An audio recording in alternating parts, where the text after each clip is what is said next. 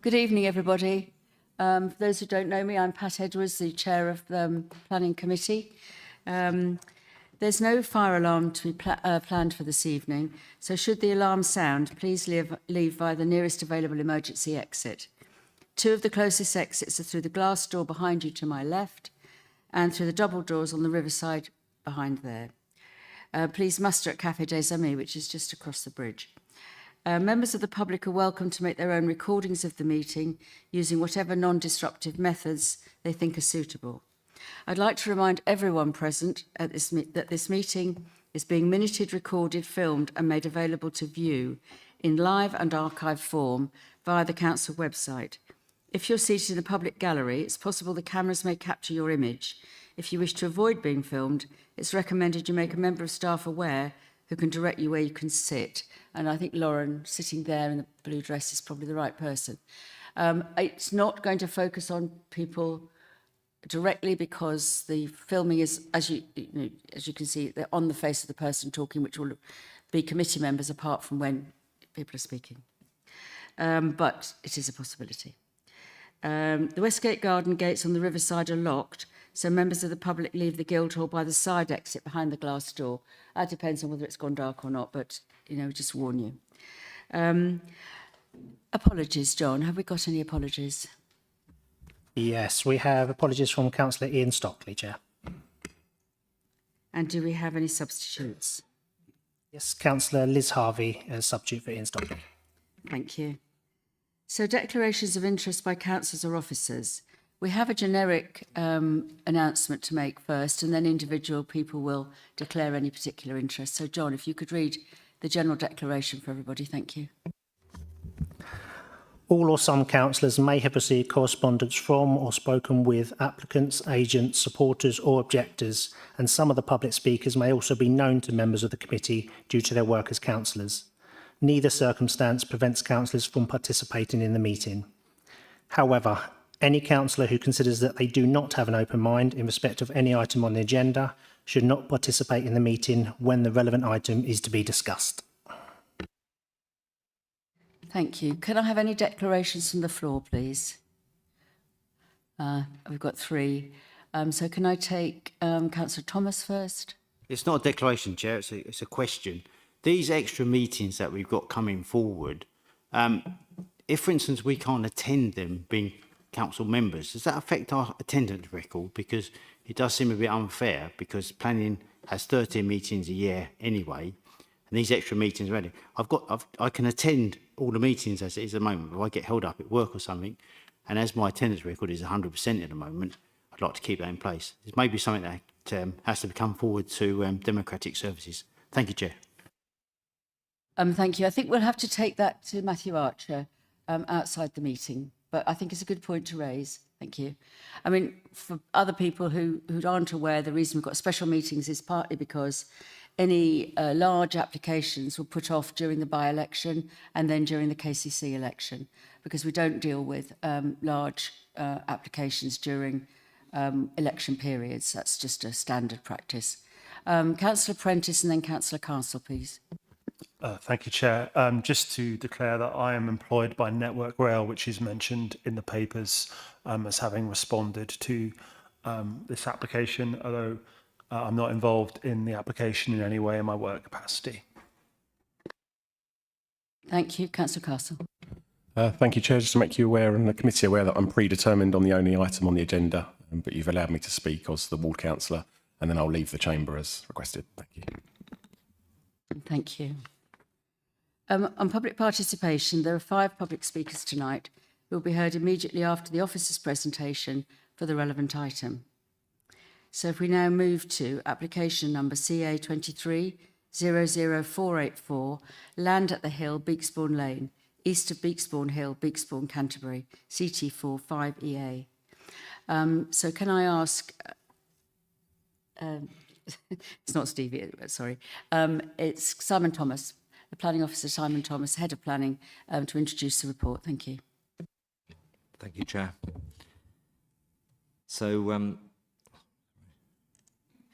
This application is an outline planning application with all matters reserved. So that's access, landscaping, scale, height, and layout of the development reserved for future consideration. So those matters will be dealt with through subsequent planning applications. So this application seeks to establish the principle of the development of the site for 300 homes and a community hub.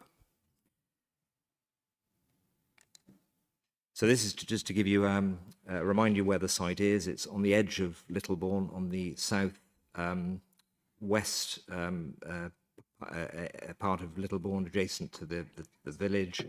As you can see from the plan here, the centre of the village where the recreation ground is and the village hall is here. So this site is in relatively close proximity to those facilities. The site is a close-up drawing of the site. The site surrounded by residential, fairly residential on the northern side and the south east side, and then bounded by fields on other sides. And in it itself, which you'll see from the photographs, is currently agricultural land. The quality of the land is partly best and most versatile. About 38% is Class 3A, and the remainder of the land is Class 3B. And there's a detailed assessment carried out by the applicants to establish this. So this is just to give you a feel for the site. This is from the corner of the site as you enter the site from the village.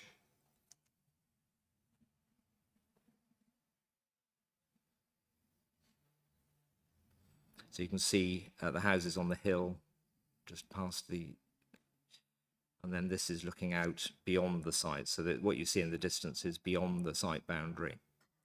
That's to give you an idea of what the site looks like at the moment. Sorry, let's get rid of this.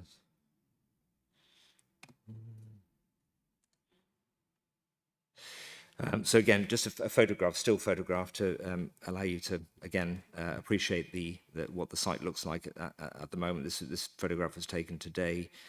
So the hill is is here where I'm indicating, and the houses fronting the hill are obviously in the picture, and then in the foreground is the agricultural field that exists at the moment. This is another site showing from the corner, showing a larger perspective view of the hill, as I say, running down here, then the tree line to the west of the site. And again, another photograph. This is looking the other way. This is looking down towards Beaksbourne Lane on the other part of the site, which you'll see more closely in a minute. So the application is, as I say, outline application. So none of these details are for consideration today in terms of layout and design and so on. What we're looking at is the principle of development, essentially. So what is proposed is a layout of 300 houses within this area. This is all indicative. The detailing of it would be a matter for future applications, but this is the likely kind of form of the development that would be proposed. The proposal at the moment also includes an indicative access. So this is the blue arrow here onto the hill, and also an indicative access onto Beaksbourne Lane, which is the blue arrow here. So also one of the principles here is that there would be a vehicle link between the hill and Beaksbourne Lane, which would effectively act as a bypass. It's an alternative route for people, travelling either down the hill or along Beaksbourne Lane, who want to bypass the village, the quite difficult junction that exists within the centre of the village. And as you can see from this picture, this plan, the open space around the site is being retained, and that's where the main planting area will be. And the advantage of that is that it will mean that the development doesn't dominate the surrounding area. It will have a landscape buffer to soften the impact of that development on the wider area. This is showing you the densities of the development, and the sort of pink, lighter, salmon colour, lighter coloured area around the edge of the development is the low density area. So that's in the conditions we're recommending that be limited to 2-storey development only. And then the darker colour, so the purple and the darker colour here, are the higher density areas. And again, we're recommending that you limit that to 2.5 storey height development, 2.5-storey development maximum within that area, because that would respect more respect the character of the area rather than have very tall blocks of flats beyond 2.5 stories. The applicant is happy with that as a principle, and we're recommending that if you do grant permission, you require that in terms of the reserved matters applications that come in. So when those reserved matters come in for the design, they will have to be limited to those heights that I've just mentioned. And then this is just a slightly a closer view of the landscaped areas. So as you can see, the landscaping will be primarily around the edge of the site, which will help to assimilate the development into the area without it being dominant in relation to existing roads and other buildings within the village. So, as I say, access is a reserved matter, although the applicant has provided quite a bit of detail of a potential access point, but we're not approving that today, and that's quite an important point to make. We're not actually approving this, although the work that the applicant has done has demonstrated that this access can work as far as Kent highways are concerned. So this access would be, it's just, the corner of the site is around here, okay? So the access point would be about a quarter of the way up the hill from the corner of the site nearest the village, and there would be a puff-in crossing, so a traffic light pedestrian crossing just down village side of the access. So this is what the applicant's proposing, this is what they've worked up. It's an indicative plan, but it is something that Kent Highways have said that they are happy with. In fact, what Kent Highways have said is that it is the optimal point of an access, and the pedestrian crossing is in the best location to serve people, particularly who want to walk from the site down into the village, because it's at the bottom end of the site where people would pass through on their way to the village centre. But it's not being, you're not being asked to approve it today. It will come back as an application for reserved matters, so you will get the opportunity to look at it again if the application is called in by the ward councillor. And one of the things that I have been talking to the ward councillor about is if permission were granted today, then I would meet with him and the parish council to make sure that they were fully kept abreast of what the next steps would be, and also have advanced notice of when these kind of applications might be submitted, so particularly the access, but also other reserve matters. So just to give you a bit more flavour, so as I say, the pedestrian crossing would be roughly sort of where that black car is. That would be a traffic lit crossing, and then the access would just be further west of that, probably where the other car is, or a bit further up. So to give you an idea of roughly where those access points, the access point would be if it is what the applicant proposes through the reserved matters application. This is to give you an idea of the nature of the street. There are quite a number of parking places, but also traffic calming measures, so build-outs within the road, which are designed to slow traffic down as it enters and leaves the village. I've got another little video which I'll show you, just to give you a feel for the experience of walking up from where the Puffin crossing would be along where the existing footpath is. And just also to mention at this point is that where the Puffin crossing is, people will be able to enter so cross the road and enter the site, and then there will be a pathway to the parallel to the hedge that you can see on your left within the site that would allow people to walk up to the bus stop, which you'll see at the top of the road here when I eventually get to it.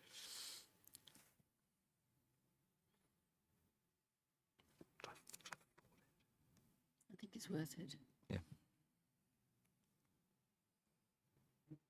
That's the bus stop, is it? No, it's further up.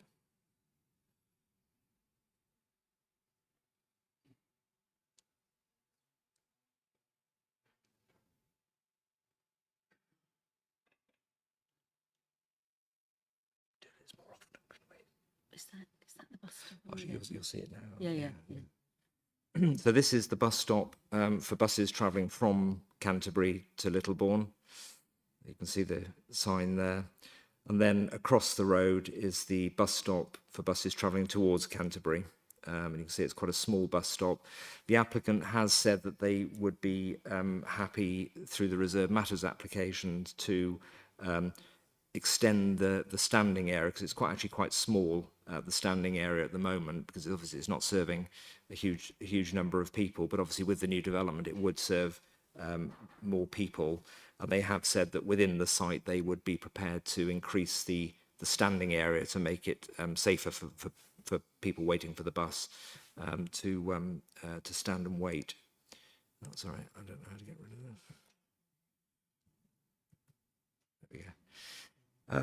So as I mentioned earlier on,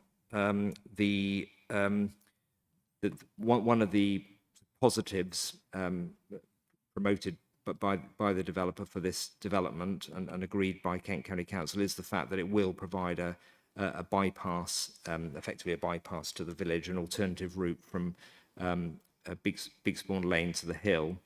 At the moment, as you can see, the indicative layout, which is not a final layout, it's not for you to agree today, but the indicative layout shows a fairly windy route through the site, but there will be an opportunity to improve this through the Reserve Matters applications, and they of course will be publicly known. And again, as I said earlier on, that I would look to work with the developer and the ward councillor to ensure that there is dialogue between the relevant stakeholders to look at how we can, best deliver a scheme for this site that meets as many needs as possible. Just another point here is that the Kent County Council has looked at the existing public footpaths, and there are quite a number of footpaths. None going through the site itself, but there are a number of footpaths which sort of pass through various bits of the village, and KCC have obviously considered these to be particularly important for this development, to allow people and encourage people then to walk from this site into the village. So the footpaths that I've put red circles around are the ones that Kent County Council want to improve. I think one of them, 143, which is here, they want to tarmac that footpath, because that leads you directly to where the Pelican Crossing would be. So that will give direct access then through there. So that would be tarmac. The rest of them will be tidied up and improved, but not hard surfaced. And Kent County Council has asked for £18,000 from the developer to fund those works. There were two, so finally, in terms of this presentation, there were two sort of other big issues that came up locally, and one of them, understandably, was the sewage arrangements for the site. Southern Water has confirmed that there isn't capacity within the sewage system to accommodate this development. There will need to be upgrades to that system.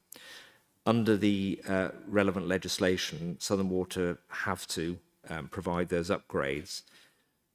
So that's what they will do.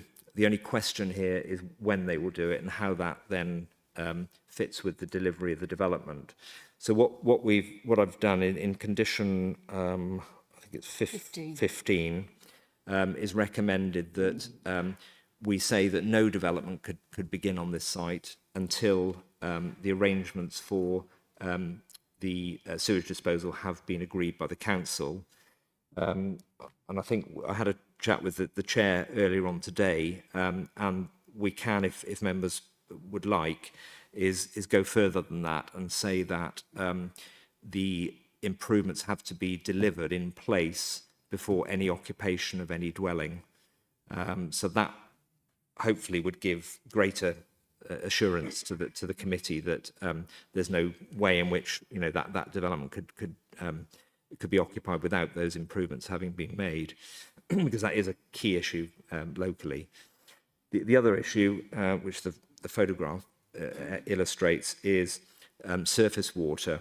So surface water, currently it will run off the site as a greenfield agricultural site. With development, water will run off, you get the same amount of water. There is the opportunity to manage the flow of water through sustainable drainage systems on site.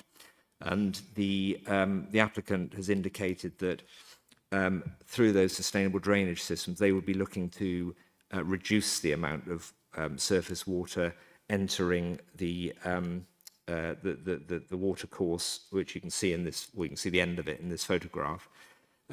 But at the very least, not to increase the amount of water flowing from the site, the surface water flowing from the site as a result of the development. And one of the issues that was raised by Kent County Council as the lead flood authority was that there's a culvert, a pipe under the road. It's the responsibility of Kent County Council. It's not in perfect condition. There is some fracturing which has been identified. But this development won't increase the amount of water going through that culvert.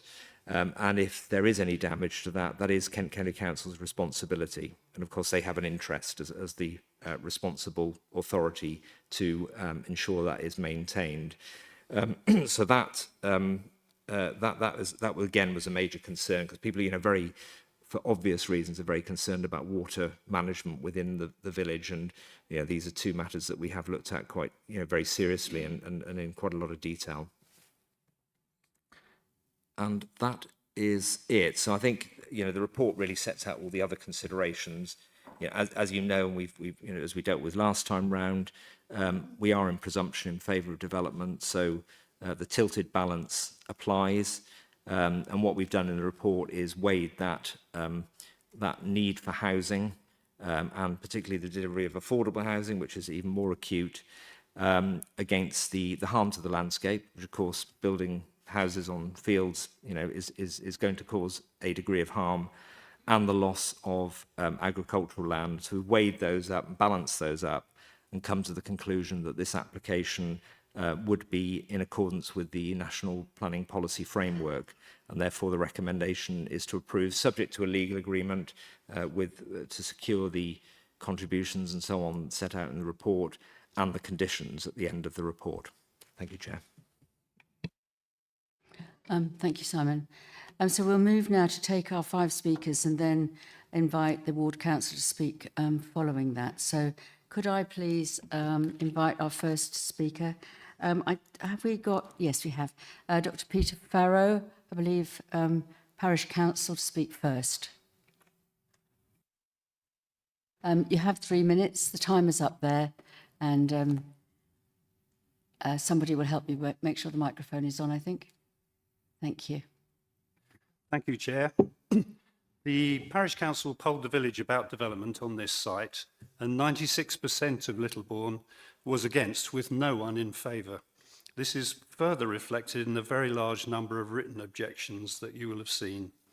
Villagers object to the artificial redrawing of the village envelope just to enable this proposal and its disproportionate expansion of the village, a village that's already recently grown by the large Laurels development. On land use, the application has tried to downgrade the farmland classification to only agricultural grade 3A and 3B.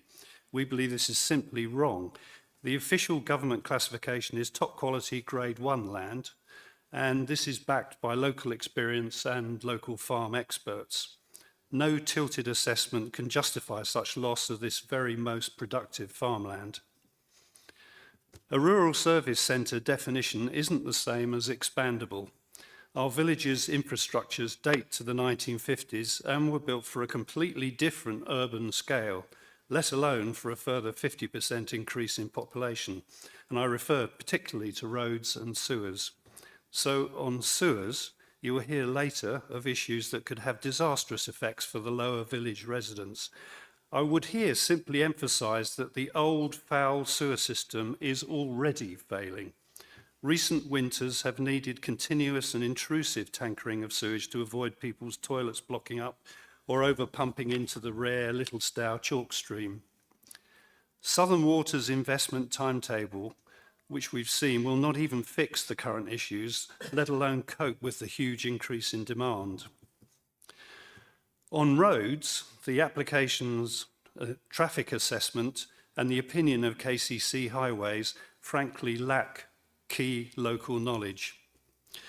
The A257, the Hill, is close to being jammed up in rush hour periods and otherwise suffers a high proportion of speeding vehicles during quiet times. There are build-outs to help slow the traffic and protect the village centre. Because the A257 is very narrow in the village, the proposal for a new junction would remove some of these build-outs and so risk road safety in the village centre. Worse still, the new road entry would be close to the existing busy commuter junctions of Jubilee Road and Wenderton Way. This hazardous proposal deserves a much more sophisticated appreciation of traffic and safety consequences. The Littlebourne Parish Council believes that each of these matters are so harmful to Littlebourne that the application must be rejected outright today. Thank you.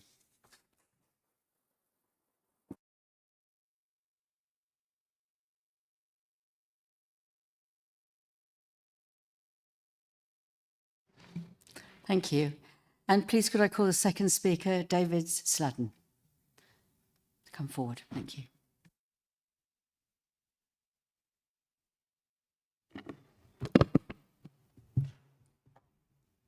Thank you. So I'm the chair of Beaksbourne with Patricksbourne Parish Council, which is the adjoining parish to the site.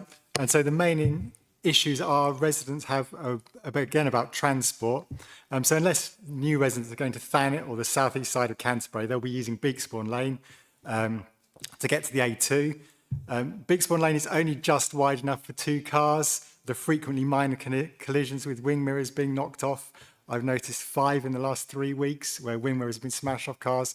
That's just going to get worse with more cars. When there's larger vehicles, say a bin lorry and a tractor, there's frequently long delays right up the length of Beaksbourne Lane. The KCC assessment shows that there's no way to make the road wider due to the railway bridge and the ownership of the land. Also, there's no way because of the land ownership constraints.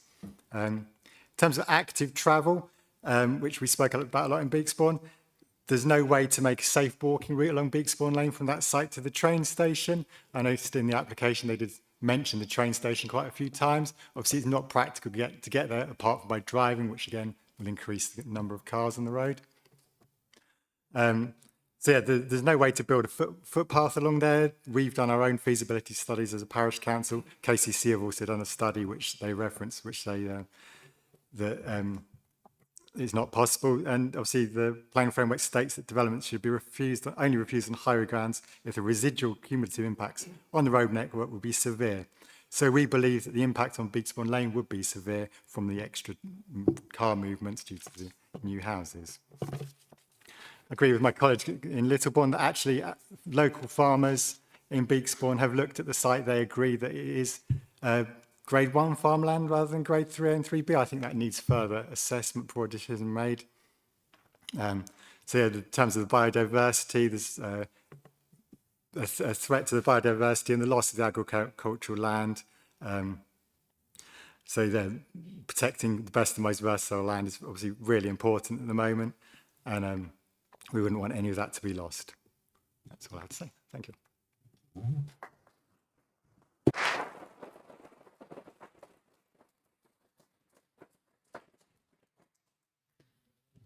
Tim Bostock, please. Thank you.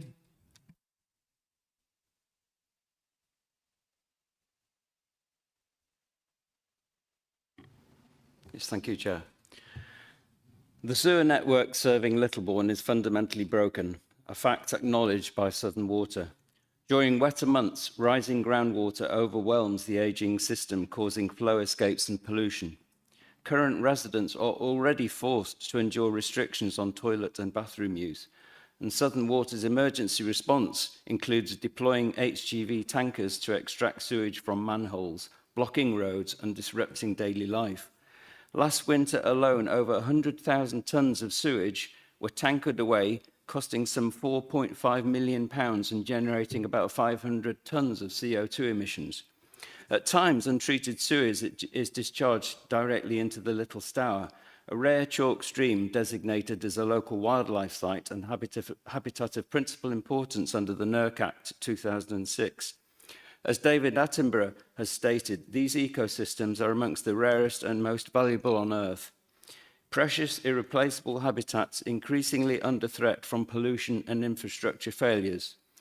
With regional rainfall projected to rise 39% due to climate change, increased groundwater infiltration will only intensify pressure on an already failing sewer system, pushing it well beyond its limits. Southern Water admits that meaningful remediation will require large-scale infrastructure works lasting well into the 2030s. Yet their current business plan allocates only 20% of the necessary investment for our catchment before 2030. The remaining 80% of this can is kicked further down the road into an uncertain future. Southern Water has stated that the additional 300 homes proposed would significantly increase the risk of sewer overflows, flooding and pollution. This is fact, not speculation. The result would be more tankers, more disruption and a greater likelihood of sewage entering the legally protected stream. These harmful impacts must be carefully weighed against the benefits of new housing, especially when applying the tilted balance. Planning policy requires that land be used efficiently and only where infrastructure can support it. Policies CC13 of the adopted plan and DS7 of the draft clearly state that developments which cannot demonstrate that necessary infrastructure can be delivered at the right time to mitigate impacts will be refused. The Water Industry Act does not guarantee timely infrastructure delivery. Southern Water has acknowledged the scale of the challenge posed by this development, but despite intentions, there is no assurance that all necessary works will be completed within a practical, policy-compliant timeframe. In reality, this casts serious doubt on the timely and sustainable delivery of the proposed housing. The scale of the proposal is evidently disproportionate for a village of the size of Littlebourne, and its approval would risk lasting harm to a legally protected ecosystem and worsening disruption for current residents. Should approval be granted, then with respect, it must be subject to a strict pre-commencement condition requiring proof that all necessary infrastructure upgrades are completed before any development begins. Anything less would be premature, unjustifiable and high risk. Thank you, Chair.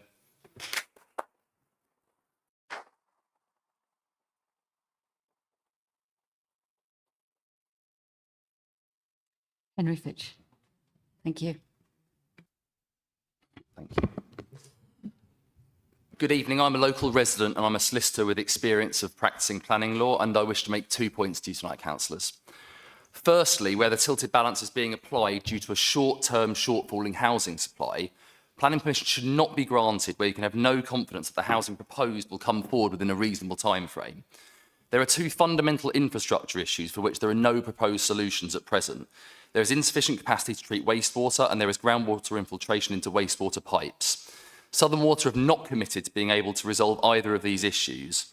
While there is a statutory right to connect to the sewerage network, both national and local planning policy require consideration of the practicality of connectivity. In addition, it's proposed to convey surface water from the site through a pipe under the hill, which is irreparably damaged and which KCC have said will need to at least be replaced. And I'd invite you to read KCC's response dated 24th May 2024 in respect of this. Replacement of this pipe would plainly be a huge endeavour, as would repair. These matters are fundamental to the viability and deliverability of the proposal, and whether tilted balance is being used to try to bring forward housing quickly should be grounds for refusal rather than being left subject to conditions. Secondly, while no one disputes the need to build more housing, I would invite you to greatly reduce the weight which you give to the proposed delivery of housing here, due to the lack of confidence that you can have that the housing will be delivered in a reasonable timeframe in light of these infrastructure issues. In terms of the adverse impacts of the proposal, the harm to the character and appearance of Littlebourne cannot be overstated. This is not a proposal for a sensitive and proportionate expansion of the village. It would rather increase the population of the village by approximately 50%, utterly transforming the nature of a settlement that has grown incrementally over time. The harm to the character and appearance of Littlebourne are enough alone for the application to be refused.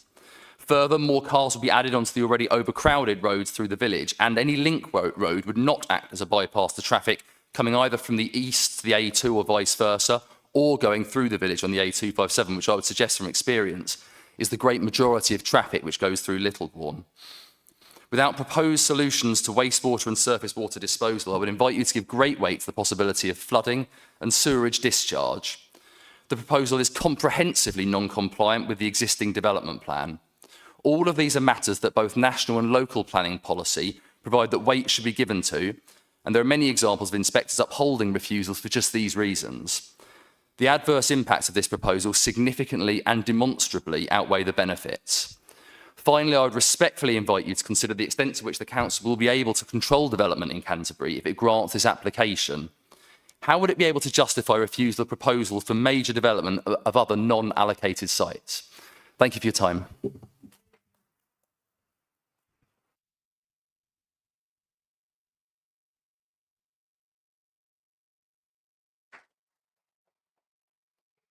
And the next speaker is James Whitehead, the applicant.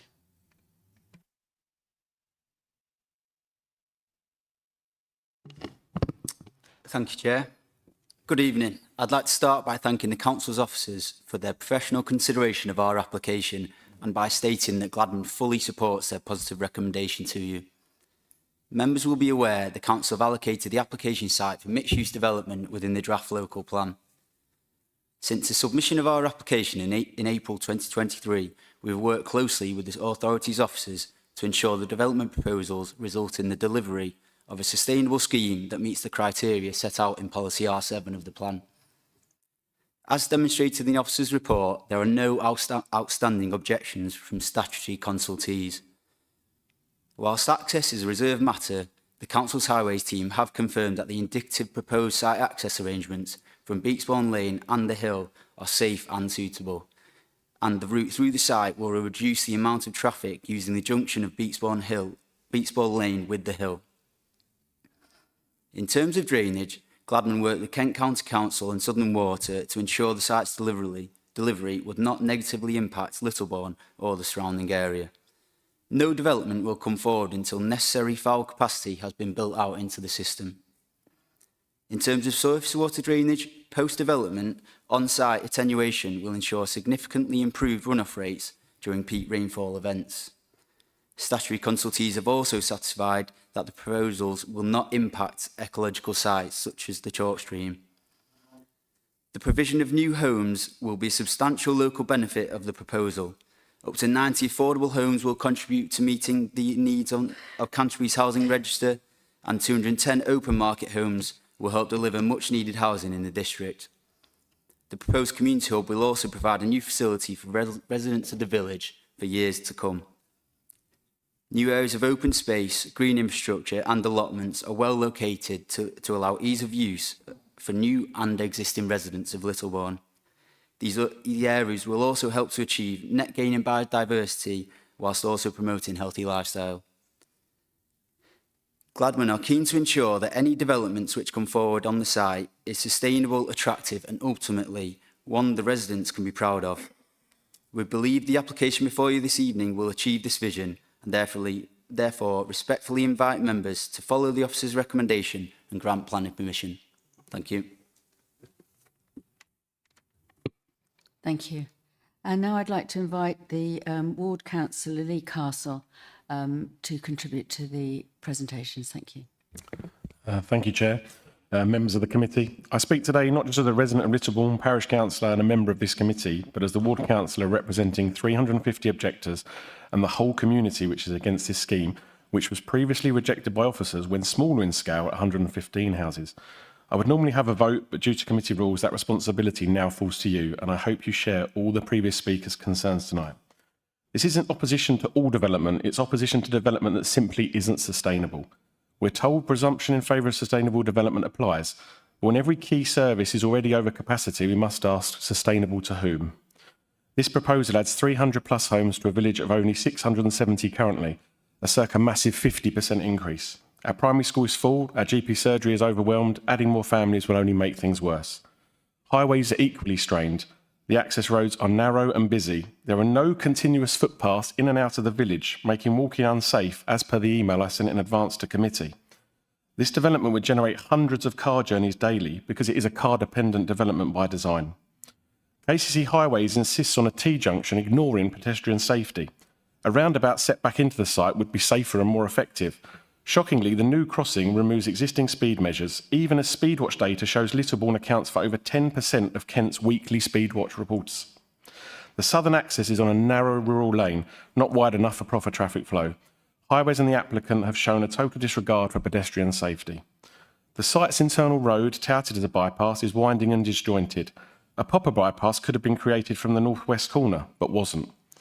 Public transport can't fill the gap. We've lost a third of local bus services in 2 years.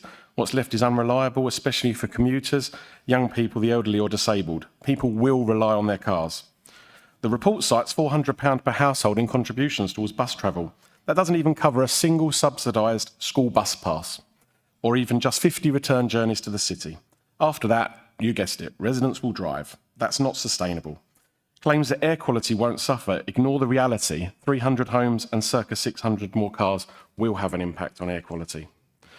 Cycling is no better. The southern road is narrow, shaded and not suitable for cycling, as confirmed in the officer's report, which has a speed limit of 40 miles an hour. Yet all the other roads into the village are 50 mile an hour or national speed limit, making cycling unsafe. Yet the station in the next village is getting upgraded cycle racks. It's nonsensical.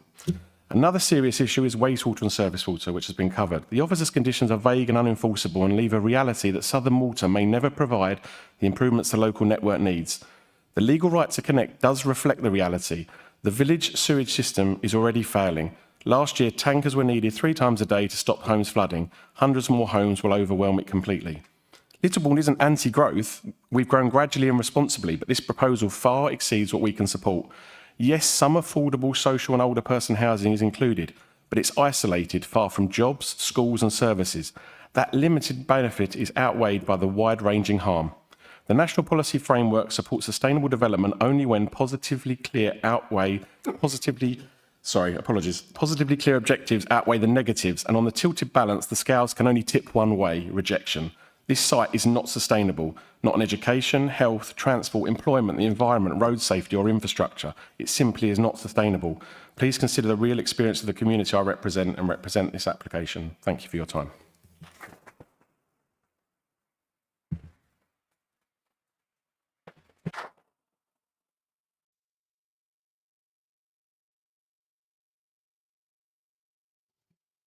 And thank you. We'll just wait for Councillor Castle to leave the room. Thank you.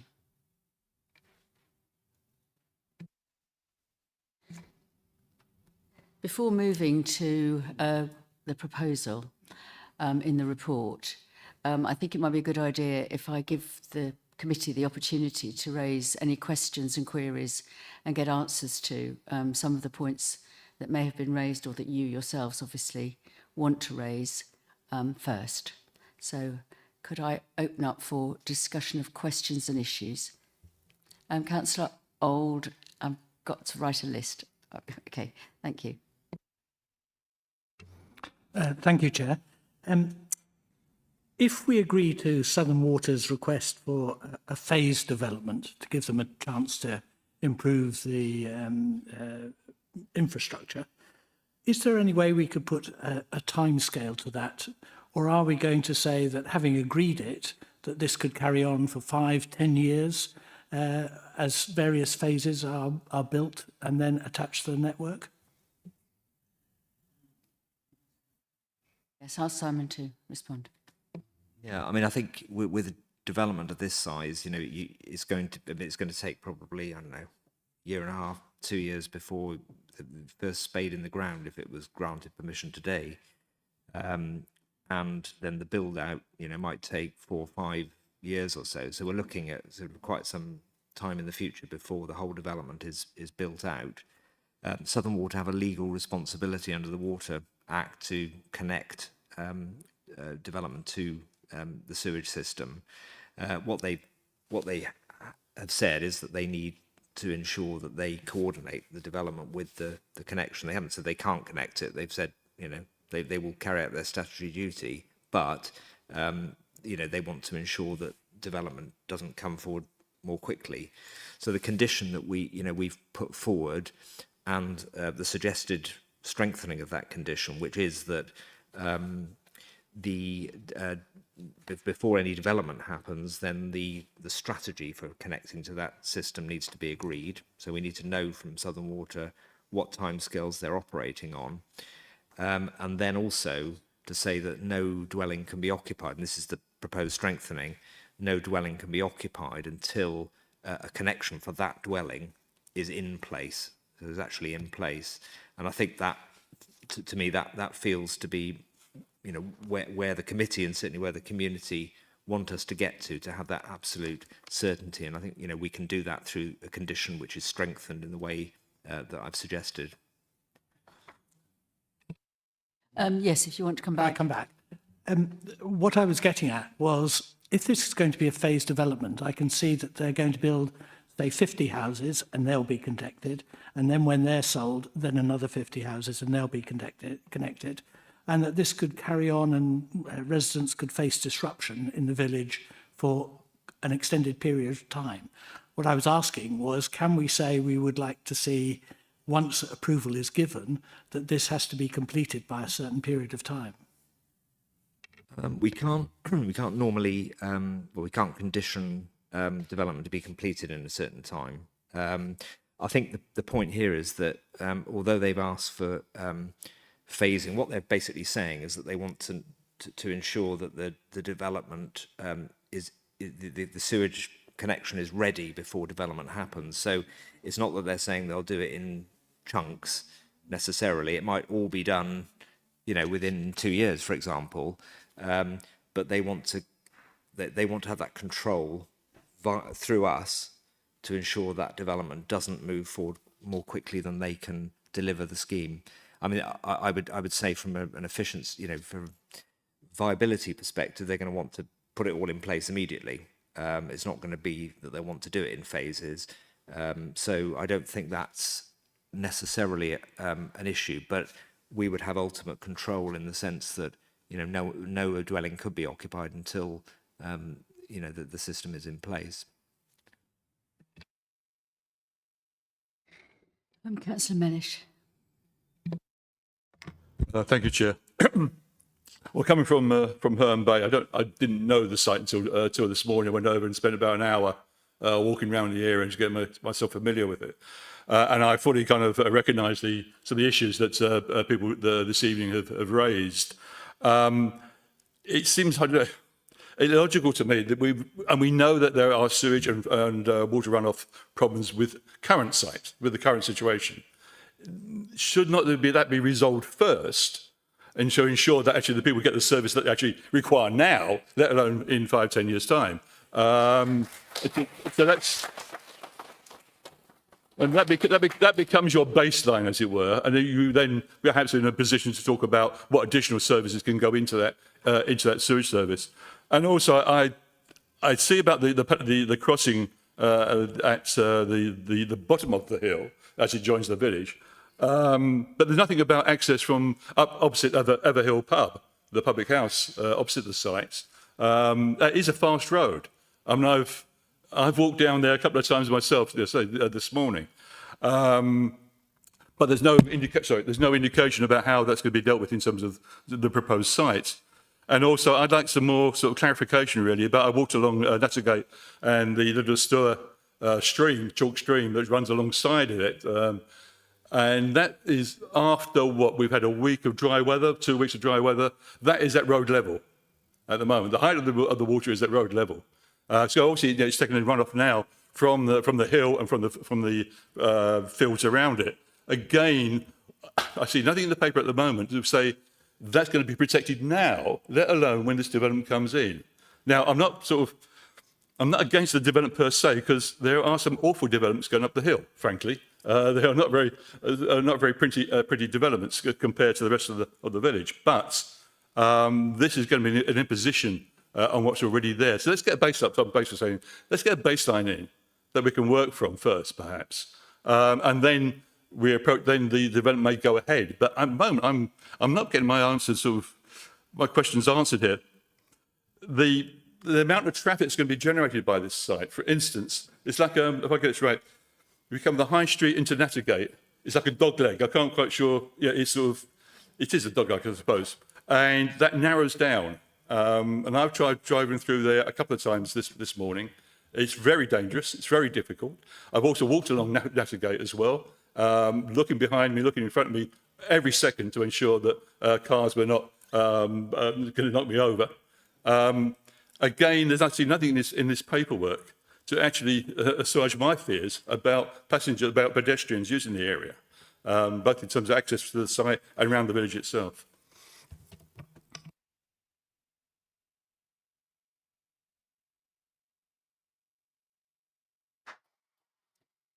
Councillor Buckman. Thank you. Yeah, we've took some of my stuff away now. A couple of things. Firstly, it was the grading of the farmland. So obviously I've heard this evening a difference in the grades from the papers to what was said, either grade 1 or the grade 3 that Simon mentioned.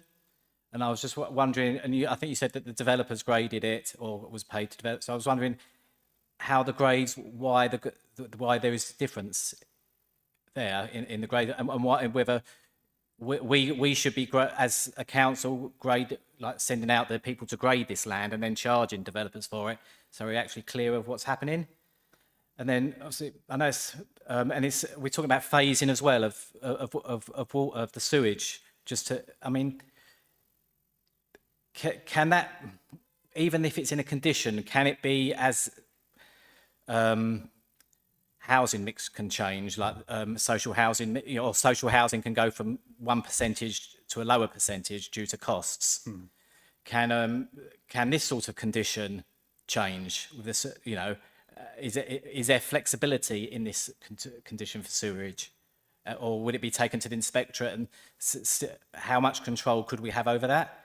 And it's just got me thinking that we talk a lot about the Stodmarsh. I was just wondering how the chalk streams and the Stodmarsh, because it is reasonably near to some of the developments we don't have going ahead at the moment, which seem further away. So that was just a matter of interest. Thanks. I think quite a few points have been raised, so I think I'll ask Simon Thomas to answer some of that before we move on. Okay. Okay. I think there were a number of points there. In terms of the Southern Water connection, my understanding is that only when planning permission is granted will Southern Water consider and will carry out the work needed in order to understand the upgrade requirements to the sewage system. So they won't do it sort of speculatively in advance. So the developer is in the hands of Southern Water. What Southern Water have said is that they want that condition on. They're not prepared to accept this development without having that restriction on the delivery, so it meets the timescale of their upgrades to the wastewater treatment work. So they've been very clear. If that went to a planning inspector, the inspector would hear again from Southern Water, and I'd be very surprised if an inspector said, "Well, forget that. We don't, we're not worried about the impact on the sewage system." So I'd be pretty confident that that would not be challengeable. So the developer will, as I say, apply for the upgrades under the relevant legislation, and Southern Water have a legal responsibility to provide those upgrades. As I say, the only thing we don't know is the timescale for that, and that's what Southern Water have asked us to do, is to keep hold of a restriction on the development to stop buildings being occupied or delivered until they know that the system will be in place, the sewage system will be in place, and the connection will be in place. So that condition puts an absolute brake on the development until the scheme is agreed, and also with our additional recommended addition to that condition, that would actually stop anybody occupying any of the dwellings. Those dwellings wouldn't be able to be sold and occupied until the upgrades have happened, are actually in place. So we're looking at a really tight condition that would, and again, going back to Councillor Mellish's point, it'd be ideal to have it all done now, but I think the practical reality is it can't be.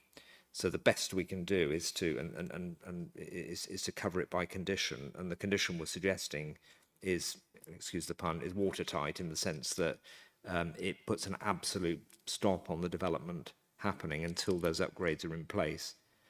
Stodmarsh Point. The Stodmarsh Point. We were talking about the chalk stream, I think, wasn't it, in terms of Stodmarsh? Is that? I think we should clarify the whole position about Stodmarsh, because this has gone out of the Stodmarsh catchment area, but obviously the chalk stream issue is an issue in its own right. So I'd ask again, Simon, to clarify some of those points. Yeah, I mean, in terms of chalk stream, and what the applicant said is that they would look to manage the surface water runoff so that it's no greater than and probably less than the existing greenfield runoff.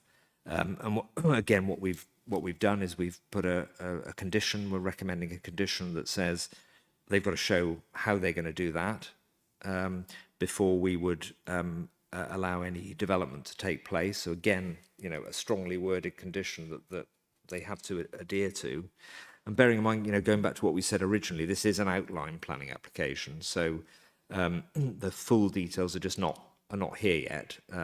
It can be frustrating, I know, for councillors, because you haven't got everything in front of you, but this is the process. They're allowed to make an application for outline permission, but it doesn't mean those details get missed, because they then have to be dealt with through reserve matters and through adherence to conditions.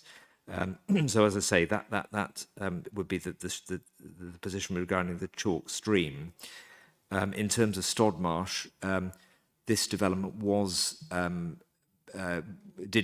within the catchment area for Stodmarsh, so the Natural England advice applied to this site until a few months ago, where Natural England was satisfied that there is no connectivity between this development, the wastewater treatment works that serves this development, and the Stodmarsh Lakes.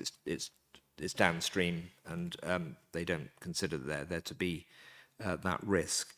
So it's only recently that they were effectively released from Stodmarsh, which is why the application originally had a wastewater treatment works on site, because the applicant did expect to have to put the wastewater treatment works on site, but now they don't have to, because the evidence is there that says that they don't have an impact on Stodmarsh. So that's where we got to with that, but it's a quite recent change. The agricultural land assessment. Yeah, the agricultural land assessment. There are national maps which indicate high quality agricultural land. I think the one for this area does suggest high quality Grade 1 agricultural land, but each site's different, and it can be assessed separately. The applicant had an expert to assess the soils. It looked very specifically at the quality of the soil, the drainage, the amount of stones within the soil as well, all these factors. And what this particular person said was that 38% of the land is best and most versatile, Grade 3A. So between Grade 1 and Grade 3A, that's best and most versatile agricultural land. So 38% is within that category. but the remaining percentage is in grade 3B, so it doesn't meet that high best and most versatile threshold. But in any event, I mean, I think that the point here is that there is high-grade agricultural land being lost. There is best and most versatile agricultural land being lost. But it's the classic balance that we're having to make in judgment. We're having to make with all of these applications. When you build houses on a field, there is going to be a loss of agricultural land, and often in this area it will be best and most versatile. But again, that's this tilted balance point that we had to deal with at one of the previous committees recently, and we're having to deal with again today. Thank you. Our next person is Councillor Prentice. Thank you, Chair. I've got a number of questions. The first relates to healthcare. The second two relate to my pet subject, sustainable transport. Firstly, I was wondering whether we can enforce the applicant and the developer to contribute the £259,000 200 for the improvement of healthcare services, because I've seen it mentioned twice in the report, but there doesn't seem to be anything that actually mandates them to do so. So if we were to mandate them, if we were to enforce that, would that be through a Section 106 agreement or similar? Because I think that would be an absolute must, because clearly a lot of the concerns that people have relate to their worries about the lack of existing healthcare services to cope. And we don't always have confidence that the NHS will be able to support housing expansion. The second 2 points relate to transport. I'm encouraged to hear that the applicant wishes to make improvements to the bus stop arrangements, because clearly it's the Canterbury-bound buses that will attract more passengers waiting to go in that direction. I can see that would probably cut into part of the hedgerow on the Canterbury side of the road. I just wonder if we could have a little bit more clarity on that. Related to that is also the lack of footpaths on the Canterbury side of the road, the Canterbury direction. But I think what I'm seeing from the plan is that there is a footpath on the other side of the hedgerow. So that is probably an improvement if you don't currently have footpaths on that side of the road, but maybe you could clarify that. The final point about transport also relates to buses and also rail. The report talks about the desire to have an improved bus service to the station. Well, as far as I can see, there is no bus service to the station. So I'm not quite sure how you improve something that doesn't exist. And I did check before this meeting what level of bus service provision Beaksbourne had, and the answer was none, unless it gets a couple of school runs a few times a day, but they don't come up on the timetables. There's clearly considerable improvements needed there, but not enough clarity about what the detail is about how those improvements would be delivered. I do have a little bit more confidence that when a bus service is readily available, and I know there are several routes that pass through the village along the hill, people will use them if they can see them and they can get to them, and it's frequent, and they can get a seat and they know they're going to get where they need to get quickly and reliably. So I do have a little bit more hope on that front. But we do need to consider all directions, and we do need to consider how people get to these sustainable options, because at the moment, for me, it doesn't quite do enough. Thank you. And I'd be interested in your responses.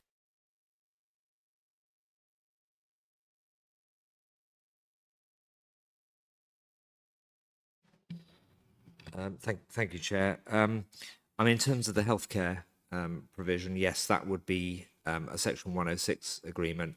And I think just to point out, I mean, there are a number of contributions that are set out within the report. The majority of them are Kent County Council contributions to education and other bits and pieces as well, but particularly education. So these would all be subject to a 106 agreement. So effectively, if committee resolved to approve this, it would be subject to a Section 106 agreement that secures everything set out in this report. That's the authority that you would give me then to finalise that 106 agreement. So nothing in here would not be included. In terms of sustainable transport, I think the applicant is also providing bus vouchers, which is a small, a relatively small amount, but the whole purpose of that is to try and get people into the habit of using buses, and that's sort of a well understood theory, so they're proposing that. Obviously, with the increased demand potential demand created by the development, yes, that might influence the bus providers. But again, it's a private company, so it'll be their decision. But it might influence them to run more buses more frequently. We don't know. Is the honest answer to that. In terms of the footpath, you mentioned the access to the bus station at the top end of the hill. There is, as I did on my little video, showed you, there's a footpath on one side of the road. There's not one on the other at the moment, but what the applicant is proposing is that there would be a footpath within the site, the other side of the hedge, so there would be access for people to walk on that side of the road. And of course, the Pelican Crossing would be at the lower end of the site, nearer the centre of the village, and people would be able to cross through cross at the Pelican Crossing and then walk through the site along the line of the hedge.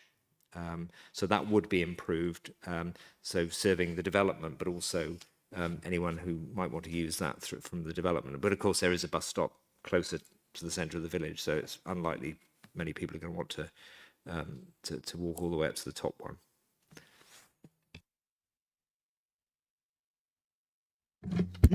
Thank you, Chair. I'm sorry, Councillor Jones, I'm inviting you to speak. That's right. Thank you, Chair. Yes, for me, I feel the site is just not sustainable regarding the travel to and from will only be by car. I mean, Bigsbourne Road to get to railway, no one's going to push bike down there or walk. It will be by car only. But there's other things that obviously worry me, apart from obviously my colleagues have mentioned the sewer and sewage tonight, and obviously welcome the conditions what could be put on it. I mean, the ideal world would be basically that Southern Water would have everything in place and then you would build it. And that's a bit what really disturbs me, because obviously that's one company and there's got another company, and if they have to legally have a connection, will that work ever get done? How can we enforce Southern Water to actually deliver what is needed on that site? And that's what concerns me on that side of it. The other is the surface runoff. Now, currently when it rains and you get lots of water run down, it's running across fields and running down the river and gets itself into the little stour into our beautiful chalk stream. And we build a big 300-house estate that changes everything, because what will run off on the surface will be rubber, plastic, diesel, oil, and it will find its way, unless we have a particularly really good drainage capture system to stop and prevent that getting downstream to our chalk stream. That is really key, because you're going to completely change the surface water runoff on this site. That worries me immensely, because as mentioned earlier by speakers, our chalk streams are extremely rare. There's not that many on the planet, and we've got probably most of them in this country, actually. So we need to protect that. So with all those things, for me, as long as Councillor Buckman mentioned about the grade agricultural land, at the end of the day, whether it's 1 or 3, from my perspective on this site where it is, it's agricultural land, and that's what it should remain. And that's what I think. I don't think it's a sustainable site. There's too much risk regarding the sewer, and the runoff can't be, in my opinion, managed properly, and everyone has to drive and get there from a car. There's no way that's a bypass road to get through. And going on to the buses, I don't want to, Councillor Prentice mentioned, we have a site in Herne Bay, which is virtually completed, the Redbow site golf course, very nice. Stagecoach still don't provide a service through it at this moment. That's their business choice. And that's where we're at, we're in their hands. So at the end of the day, we can welcome them to come and do it, but if they don't want to come and put a bus service in, we're not going to get one. Okay, thank you.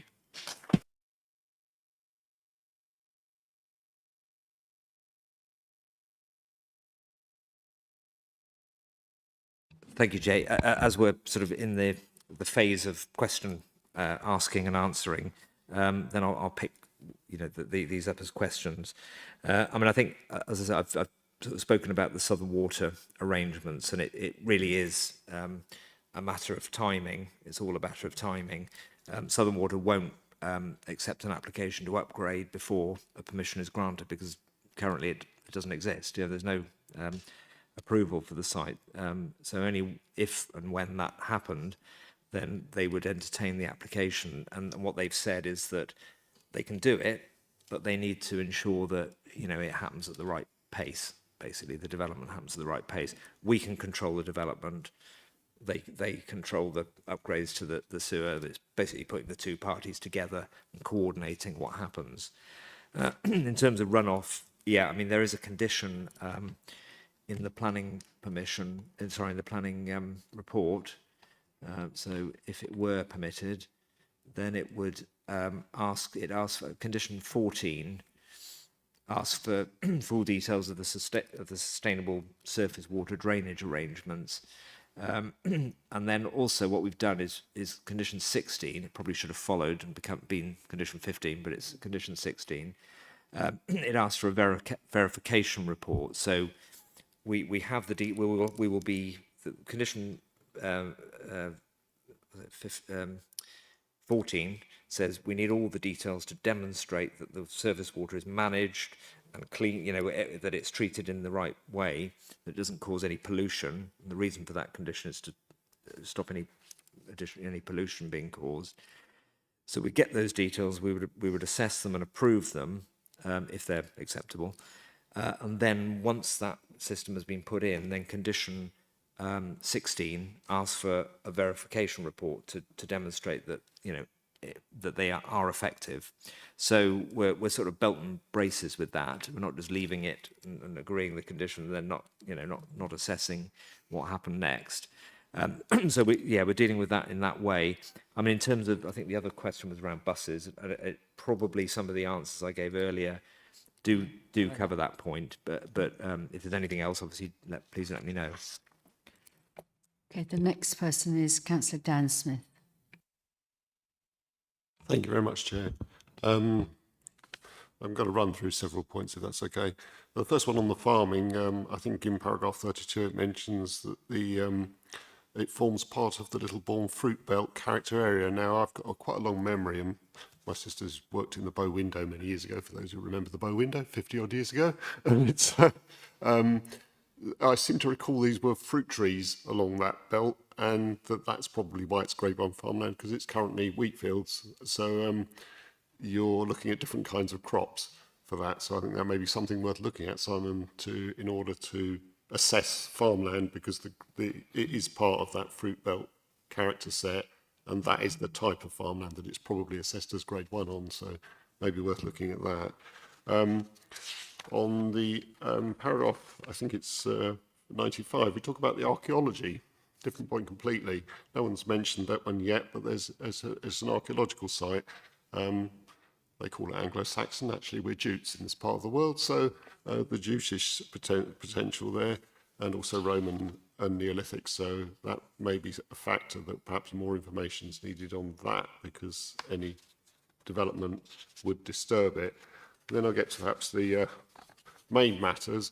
I work in Sandwich on my day job, so I drive past this through the village almost every day.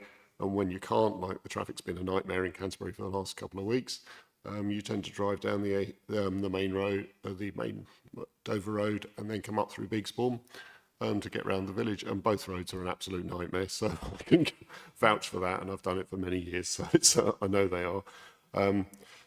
The railway system, which has been mentioned, is essentially, that's irrelevant to this development because you can't access it. It's, I think that's completely pointless in terms of this. In terms of the water, the sewage, I mean, my colleagues have mentioned many of the points which I would have mentioned on that. I think the one thing that hasn't been mentioned is, as by my recollection, being a Blean councillor, where we edge onto the Broad Oak Reservoir, that the Broad Oak Reservoir will be drawing water from the access point where the Little Stour runs into.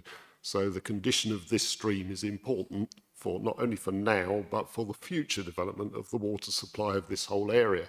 So that may well be something to consider too. And the other point is, I think, have I got to the other point? Oh yes, I think that surface water was already mentioned, so I'm fine with that. Oh, biodiversity, I think it's an area where we do have a net gain in biodiversity, and that's welcome, but it's still not as high as we would normally like. I do like that they try to retain the hedges though, so should say that. Thank you.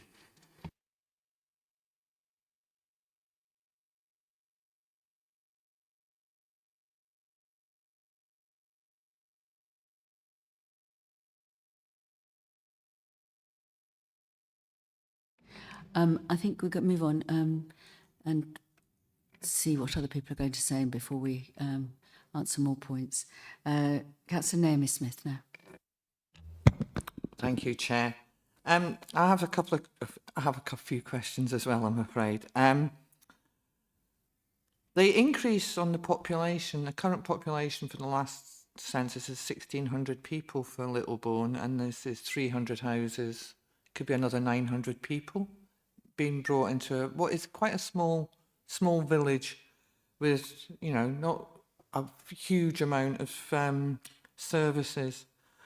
So I am concerned about this sort of almost, you know, like it could be more than a 50% increase in population. The access, just to reiterate everybody else, the train station is irrelevant because access to it is only by car.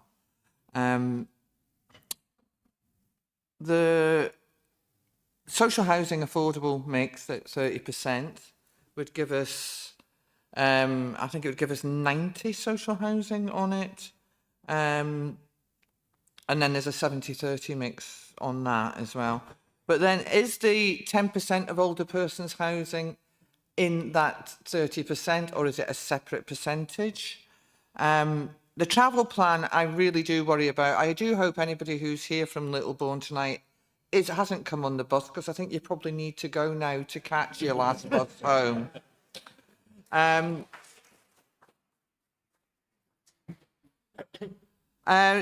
do think that actually the sewage and foul water has been dealt with. I do think the planning conditions can deal with that. But I do have some other things. In paragraph 71 on the biodiversity, about ground nesting birds, they didn't do the survey when there are ground nesting birds. So perhaps they didn't cover April and May, which is when birds, if you know you've got a nest on your top of your house like I have now, that's in the nesting. You've got the open space provision within the site, and where it's marked, being pushed out to the edges, does not create strong communities. It's the play spaces are shoved to the corners of the site where they won't get used. We're just repeating stuff that we got wrong 25 years ago, and I'd really like us to not do that. The community hub, which is quite a loose term about the community hub, and I'd like to understand a bit more about, because it could be a church, it could be a shop. You know, I believe there's only one shop in Littlebourne. And this responsibility for the culvert, I am very concerned about, having got a 220 home development in my own ward, where at the bottom of the site, where the new road is, we have a new road going out onto Sea Salter Lane, and there is a collapsed culvert there that constantly floods, and KCC have done nothing about it for 2 or 3 years. So I don't hold a lot of hopes for them to repair what is a, you know, I mean, Simon has already said that there is problems with that culvert, and can we make sure that gets done? Somebody mentioned about severe risk on the roads. We know, we've been here before with what severe is. It's difficult. KCC will not classify. What they have said, and I'm trying to find the bit, they do say it somewhere on one of the paragraphs about road safety, that there is no problem, perceived problem. Now, I know that can be quite difficult, and I do worry about that, because where the site comes out there's a pedestrian access showing coming out at the corner at Beaksbourne Lane where you could maybe go up School Lane, and there's a gap there, and I just think it looks like an awful trap spot for kids coming out on scooters, people on bikes and things like that. So I do worry about that as well. There's, you know, there is a lot of concerns about this site. Thank you.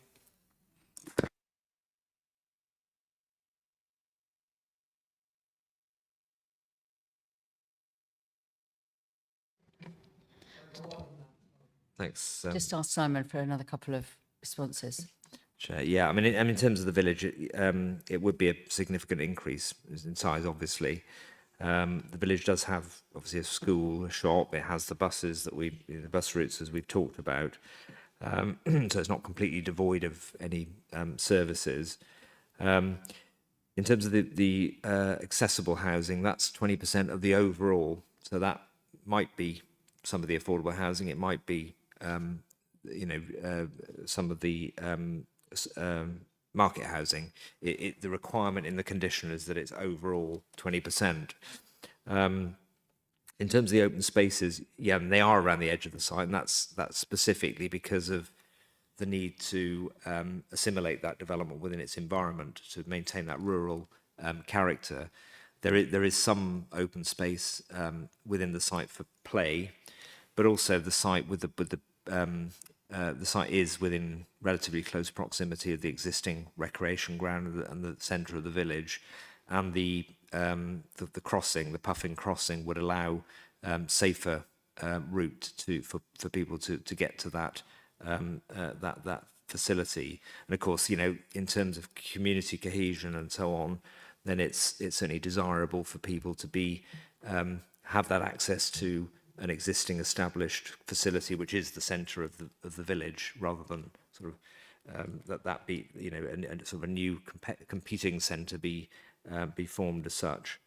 I mean, in terms of the community hub, we don't know. This is an outline application, so we don't know what that would be. But there's a requirement in the condition that it be provided. It could very well be that some arrangement will be made with the parish council to take on that facility, but we just do not know at this stage. But that's certainly part of the it would be part of the planning permission that they would have to provide that community hub, and I think that was it.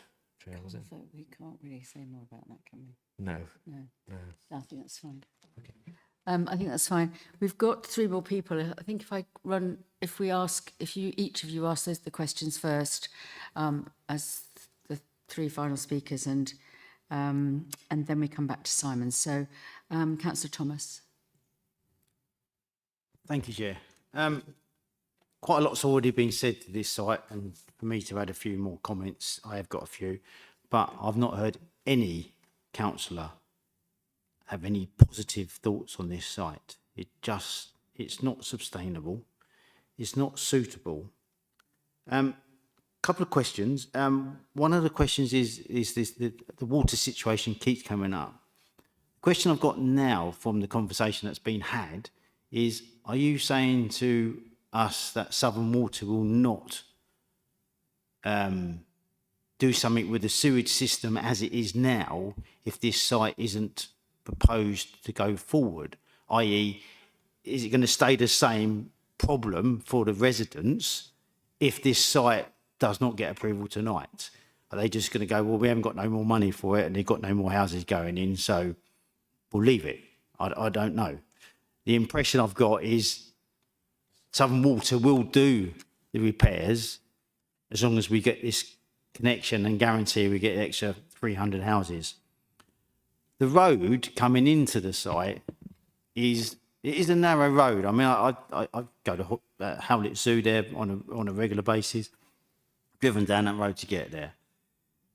There's speed restrictions in place to slow the traffic down, and this is that's going to add to all that infrastructure, which is everyone else is actually saying. There's no, just to clarify, there's no situation where they're going to widen that road to make it either safer, but widen it might make it worse. But I'm assuming the road width is going to stay the same, apart from coming in and out, it's going to be slightly different and configured.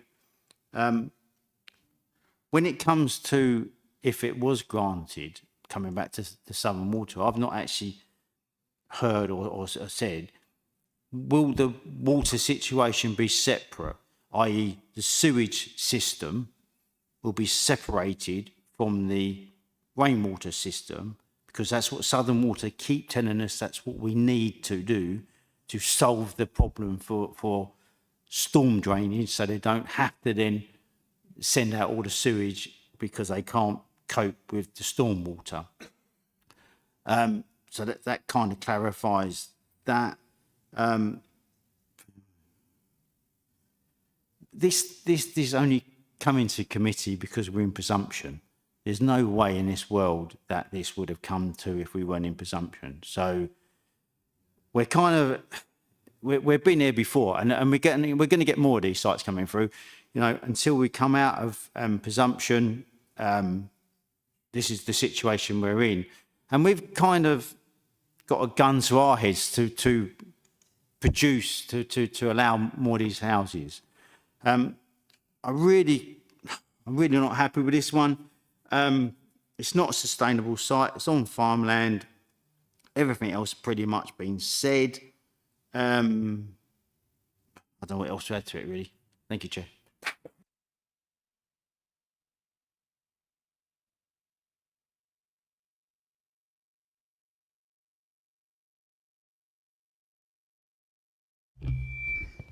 Thank you, Chair. I've just got 2 points. You've said, I just made a quick note actually, because there's been so much going on. You mentioned that the building could take anything from 3, 4, 5 years. It's being done in increments. How is this going to affect all the local people and the people that commute, as some people have said they travel through that village? For the next up to 5 years on such a small road, where one of the people was good enough to tell us he's seen 3 car wing mirrors being smashed off just this week. So how is that road, which I put my hands up, I don't know Littlebourne very well at all, but from what I've heard from everybody, it's a very small 2-lane road. How is that going to sustain all of the lorries and the building works that are going to be needed consistently, constantly, for up to the next 5 years? I just can't imagine being a resident there with that going on, because the road's so small. The other thing is that having had many foster children in my life and 4 children of my own, I'm reading through some of these policies, and it says it requires the City Council to work with the Education Authority and other schools and educational providers to ensure the provision is made for educational needs, including those arising from new development. How are you going to enlarge the school, the primary school? Even if the council said, OK, we're getting 2 new teachers, the school's no bigger. Are you going to build it bigger? I don't believe, Naomi mentioned about possibility of 900 people. There's going to be a lot more than 900 people on 300 houses. There just will be. I can't imagine how that school is going to cope with all these new people when every single school I've ever applied for, every one of my children has been oversubscribed and I've had to fight. So I just don't know. That's all. Thank you.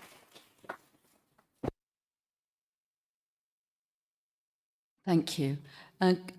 Councillor Bothwell, and then we'll come back to answering 1 or 2 of those points that the last 2 people have made, and we'll deal with all 3 together. Thank you. Thank you, Chair. I find it very difficult to see any merit in this proposal at all, I'm afraid. There are many unsatisfactory elements. We're working in the dark. There's far too little information. I appreciate that it's an outline application, but there are still far too many issues to be resolved under reserved matters. Strategies could be provided, but they're not. For example, energy strategy, the housing mix, sustainability strategy, there's nothing at all about. Climate change or energy efficiency.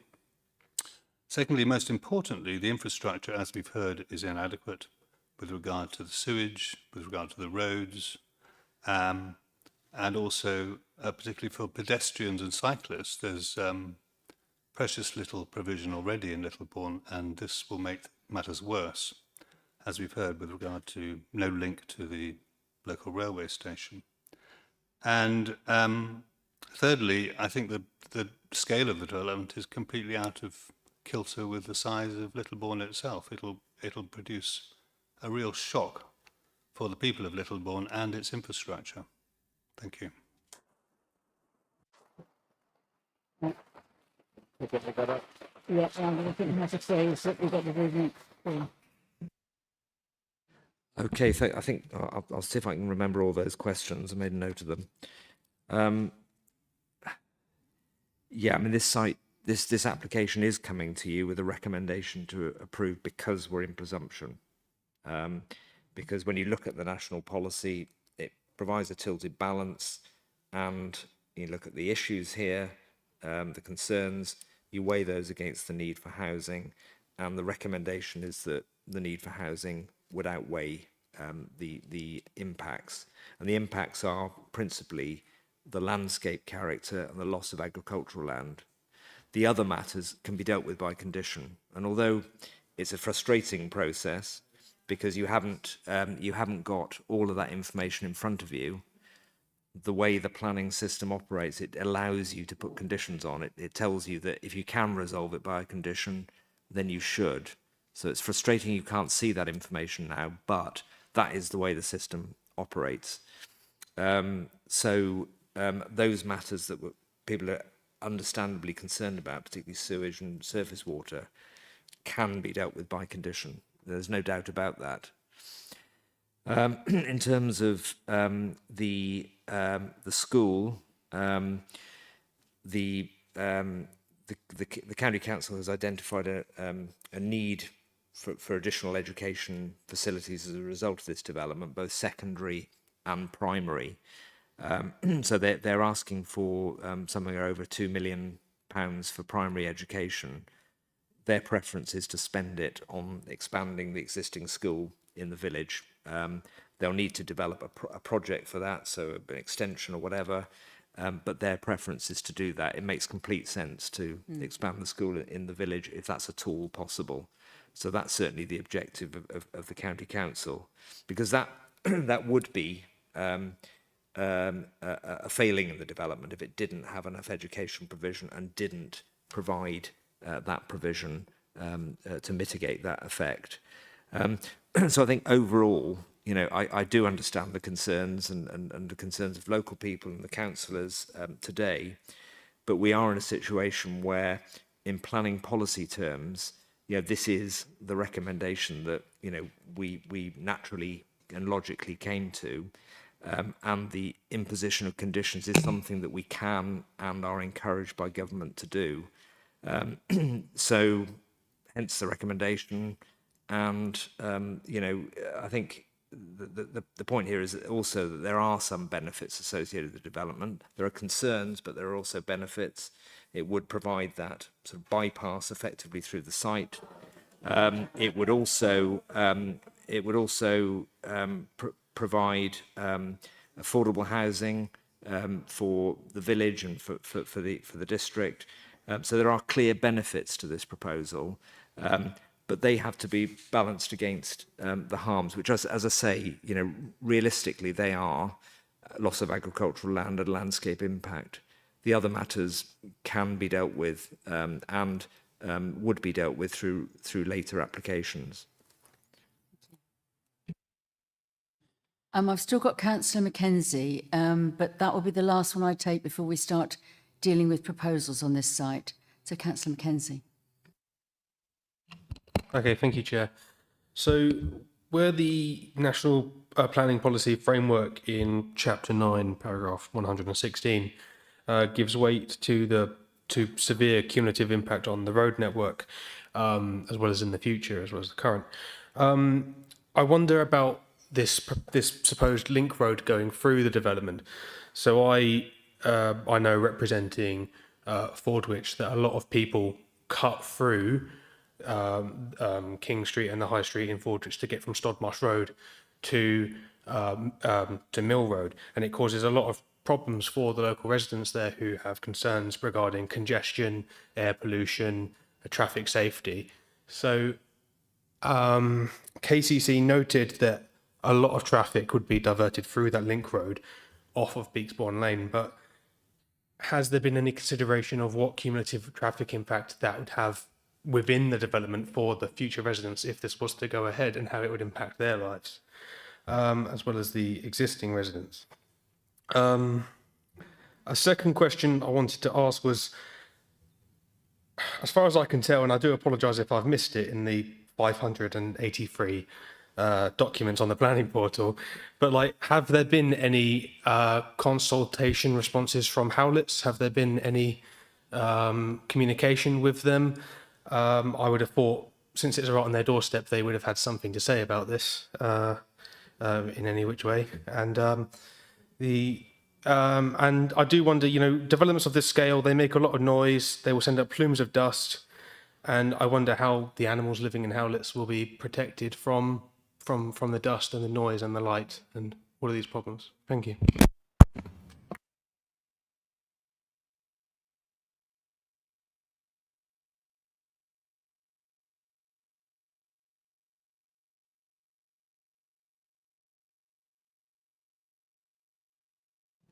Okay, go ahead. Simon's got a couple of points to make. One of the proposed conditions is for a management plan for the development to be submitted to the council. So that will include things like dust suppression, because that is a big issue on development sites. I mean, they never inevitably cause disruption, but it's a question of managing that as best we possibly can. I mean, in terms of the traffic through the development site, yes, you would have, you know, that those vehicles that choose to go through the site would then pass existing residential properties. But we don't have to require this connection. It's I mean, in the report we consider it as a positive because it takes the emphasis off that. You know, it means that vehicles don't come to that very difficult junction in the middle of Littlebourne.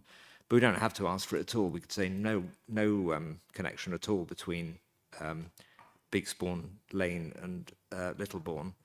There's no requirement as part of the development. I think it was seen as a benefit. But if it's not considered to be a benefit, then we can say that there will be no access. That's within your gift as a committee to do that. So one of the conditions recommended you could delete effectively, which is the one that says that access should be provided by the construction of 50 dwellings, and then the link through between Beaksbourne Lane and the hill to be provided before 100 dwellings. We could delete that, and we could replace it with a condition that says no vehicular access should be provided from Beaksbourne Lane. So that is an option available to the committee.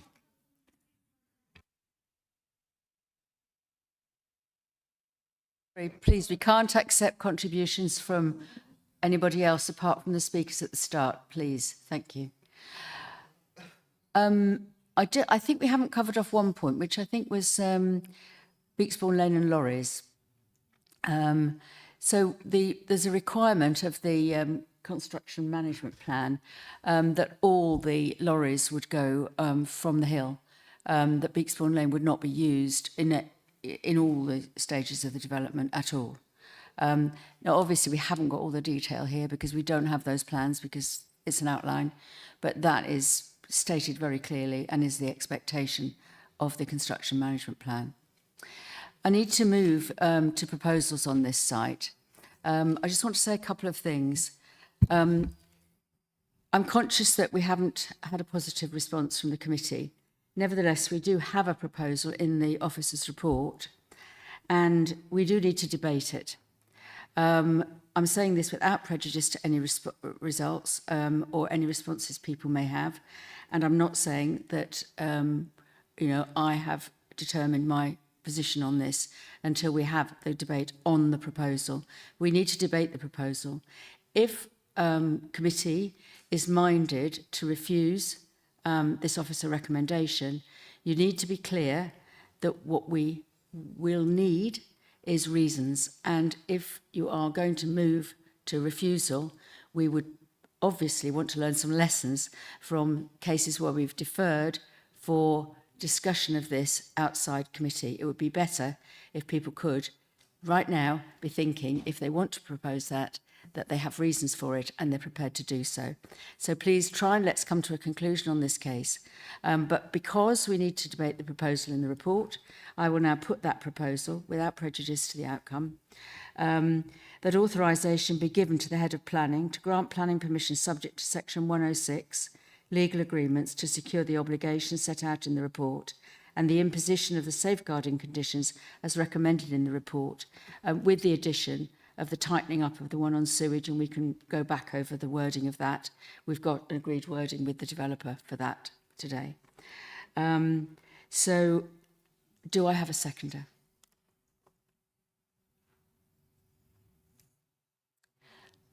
Well, in that case, we move to the second part of my, sorry. Yeah, I'm happy to second it so we can discuss it, though I haven't come to a view on this yet. Although I do have another proposal, which I will put to you when the time is right. Okay. So do we have contributions on the proposal in front of us then, which I've just read out to everybody? Contributions on that, please. Or we could just go straight to a vote. Councillor Old, Councillor Thomas, Councillor Mackenzie, was it? No. Okay. Councillor Old and Councillor Thomas. Thank you, Chair. I note that in 2021, this council received a similar but smaller proposal on this site. And at that time, one of the reasons given for this council's refusal was that this was an unsustainable, unplanned urbanisation of countryside and permanent loss of best and most versatile agricultural land. I approached this with an open mind, and I did visit the site, but nothing I've heard today has led me to alter what I thought was probably the right decision in 2021.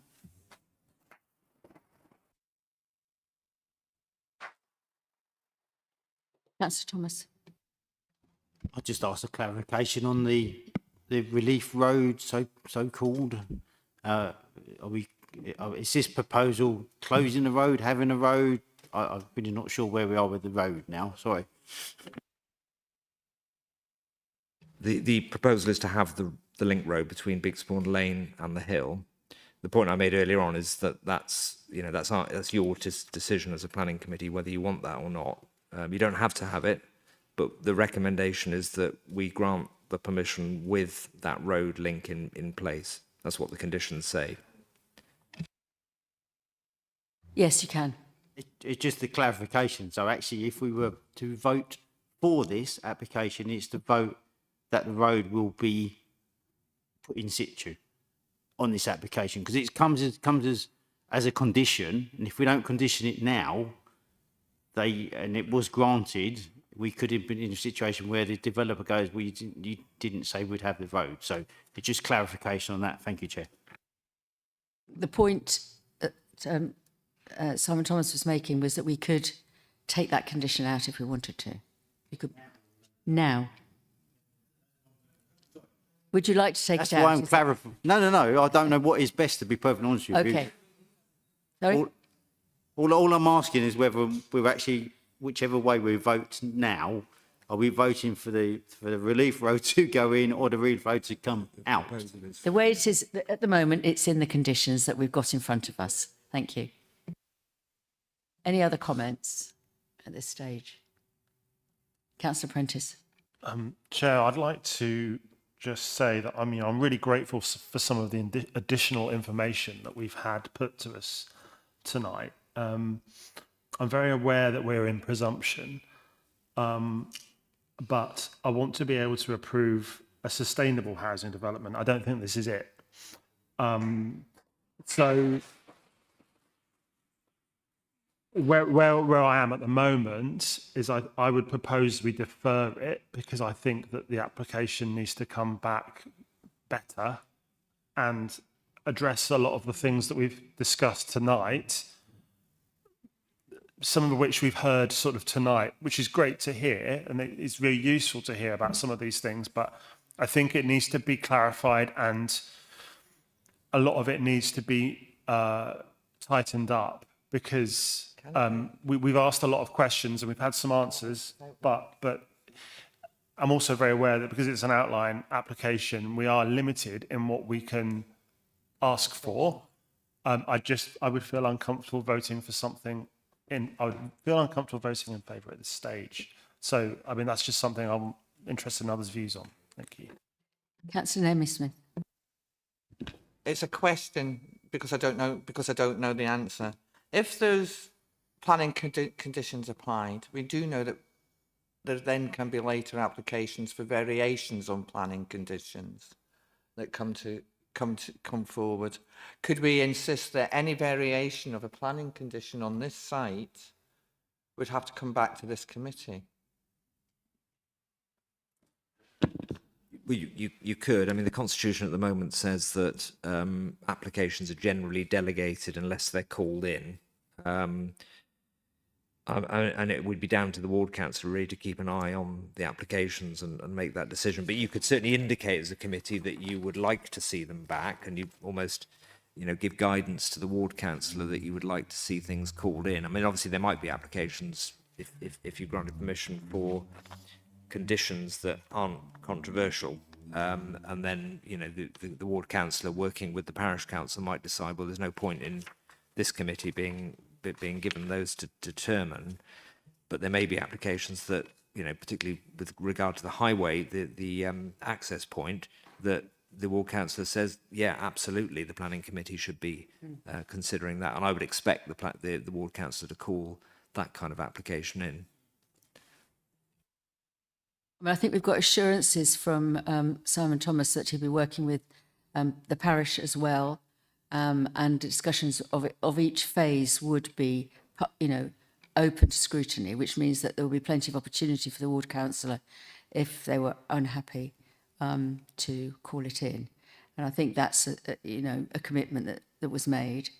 I move to the vote on the proposal. Yeah. Yeah, on which proposal? In terms of the officer's proposal, or in terms of what Councillor Prentice is saying? Because I would like to second. No, we have no. Sorry. Can I, if you give me a minute? So the proposal that first of all is on the table, which Councillor Prentice seconded, is the proposal to grant, following the officer's recommendation.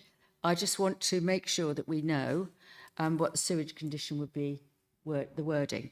So there is one amendment. Nobody's proposed taking the clause out about the through road, but we did commit right at the beginning, this is in response to my query through Simon Thomas before this meeting, that we improve the wording on condition 15.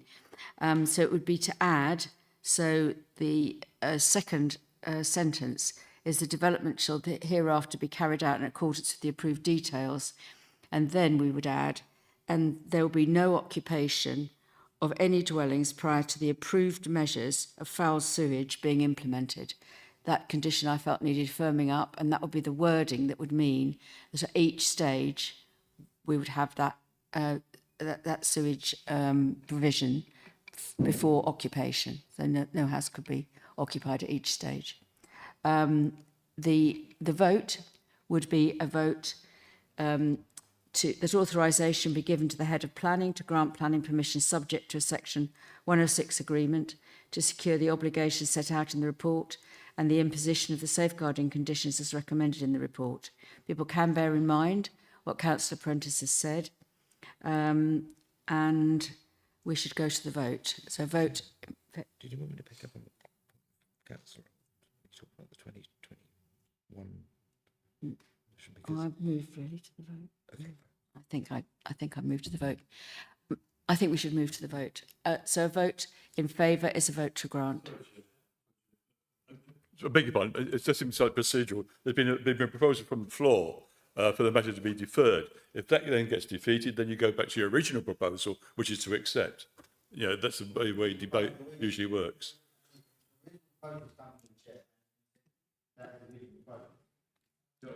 Sorry, Chair, but as I was saying, Councillor Thomas, is that there's now an alternative. You go to the alternative first, and then you go back to the substantial. Sorry, Councillor Mellish, I am doing it the right way round. Okay, we have to take this vote because that proposal is on the floor, and obviously subsequent proposals can come forward when we've decided what we're doing with this one. Okay. Yes, run the vote, thank you.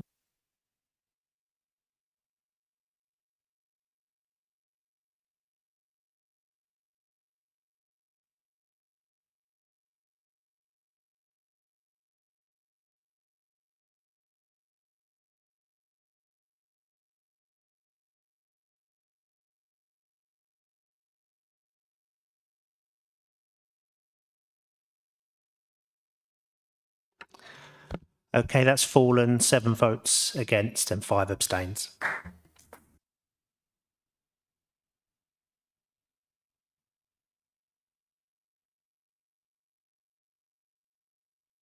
Thank you, everybody. So now we are open to other proposals. As I say, we have to have a way of dealing and moving forward with the application. So as we've learned from previous experiences, simply disagreeing with the officer's opinion does not mean we've got a result or a decision on this application.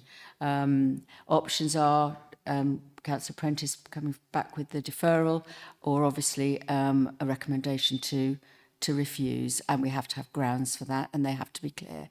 We can work them up. That's another thing we can do, but we have to have them in the first instance. So I've got Councillor Thomas. Did you want to come in first? Councillor Prentice, I don't mind. Chair, I propose a refuse on this application on an unsustainable on highways, infrastructure, and the use of agricultural land. Do I have a seconder? You do, Councillor Jones.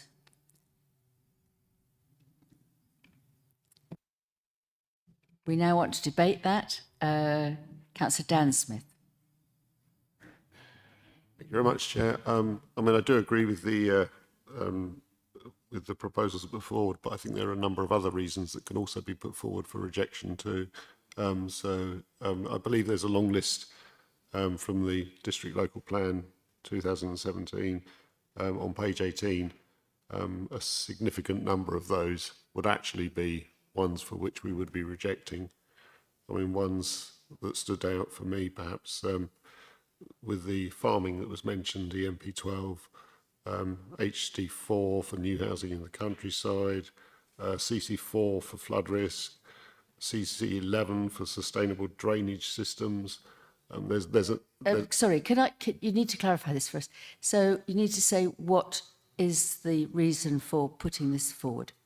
Dan, it's just a point of clarification I'm asking for. I'm just clarifying that there are a number of reasons, that other reasons additional to the ones provided by Councillor Thomas, for which this could be refused. Thank you.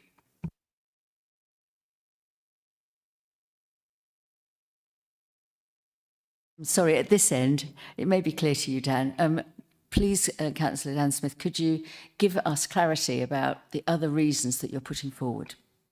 Not just reading us a list of the sections of the room. If you look at page 18, there's an enormous list. I was actually selectively picking them. I mean, if you... in fact, it goes on to page 18 and 19. So HD4, new housing in the countryside, it doesn't meet the criterion for that.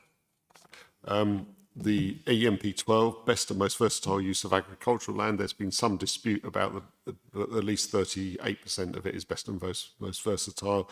I'd suggest that needs clarification on what counts as best and most versatile farming land, because it was fruit farming from my memory, and now it's being used for arable farming. So there may be a difference between the grades of farming used for that. T1 is the transport strategy, and obviously for the highways and access on that. CC4 for the flood risks. CC11 for the sustainable drainage systems.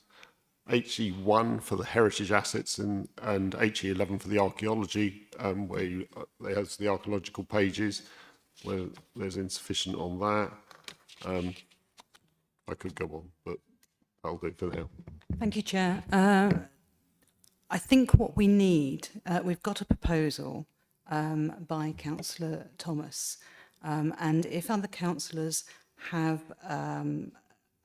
reasons that they'd like Councillor Thomas to then adopt as part of his proposal, they would need to, instead of reading a list, to explain why that particular point should be adopted by Councillor Thomas. Thank you.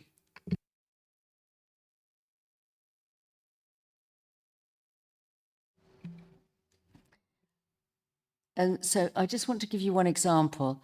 If we're talking about the clarification between levels of agricultural land, although, you know, we do have clarity that it would be, you know, we are going to be using agricultural land, and whichever way round you look at it, and some of it is best agricultural land, whether it's 3A or 1. So actually, but that is outweighed by the advantages of the houses. But if you feel that there is a further report that needs to be, that would be a reason for deferral rather than a reason, because you wanted to clarify information that you've received today and information that's in the report. That's just an example. So I think we need to be clear about what you're unhappy about and what we can do about that. Councillor Naomi Smith. Could Councillor Jones, Thomas, sorry, to always get you, Thomas, say his reasons again, because I got completely lost in Councillor Dan Smith's long list. Would you mind? I think it's a good idea. You gave us 3 reasons. Yeah, I can't say the word, sorry. Unsustainable site on highways, grounds, infrastructure, and use of agricultural land, and overdevelopment on this site. On highways matters.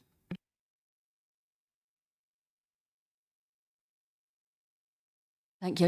I'm just conferring to see whether we want to comment on those as reasons, and whether, in fact, any other councillor wants to come in on additional points. But let's just clarify these for a start.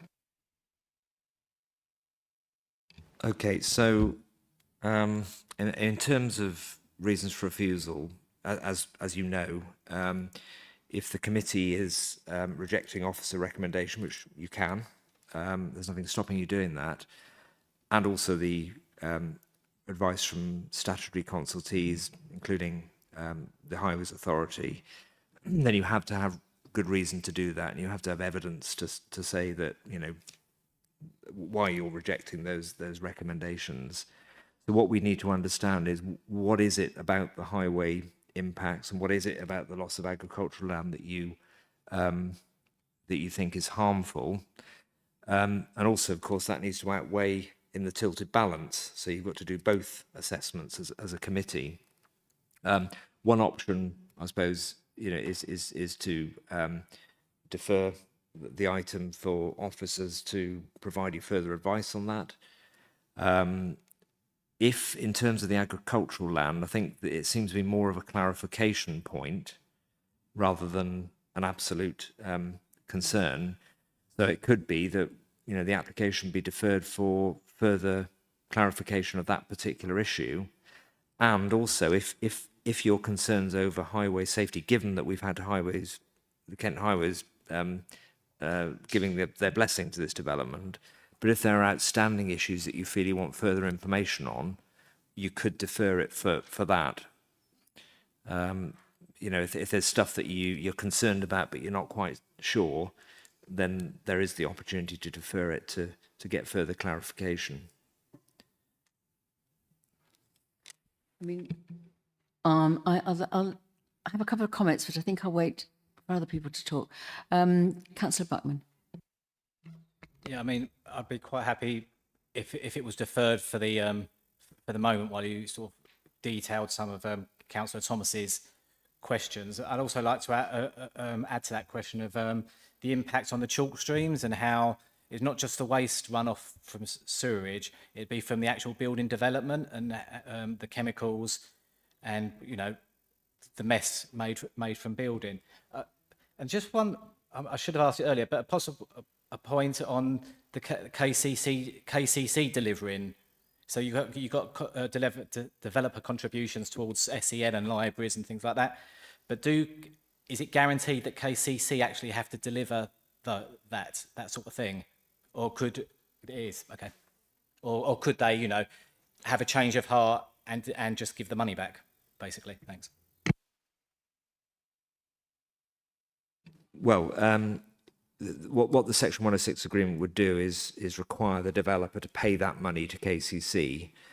They don't have to spend it, but the likelihood is what they've said is they need it in their comments. So we would expect them to spend it. But if they don't spend it within, I don't know, 10 years, let's say, I'm looking at the developer, then it probably would have to be paid back because they haven't had a use for it. But the generally with the money that KCC get, they will spend that, and they will spend that on the purpose that it's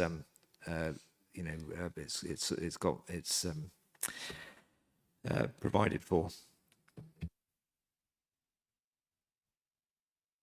Councillor Naomi Smith. Yeah, if we were going to, because when we talk, when Councillor Thomas has talked about highways, I mean, one of the questions that we all got kept on was that that we couldn't see how the travel plan would work, any travel plan would work around buses, because this development would be completely car dependent, and that's one of the reasons that I would want to refuse it. Is, you know, yes, unsustainable. Yeah, but yeah, so that would be one of the things that I would add for a reason to refuse, is that it doesn't sit with our own, you know, stuff for our local plan, etc. And it is around that we're making a car dependent estate.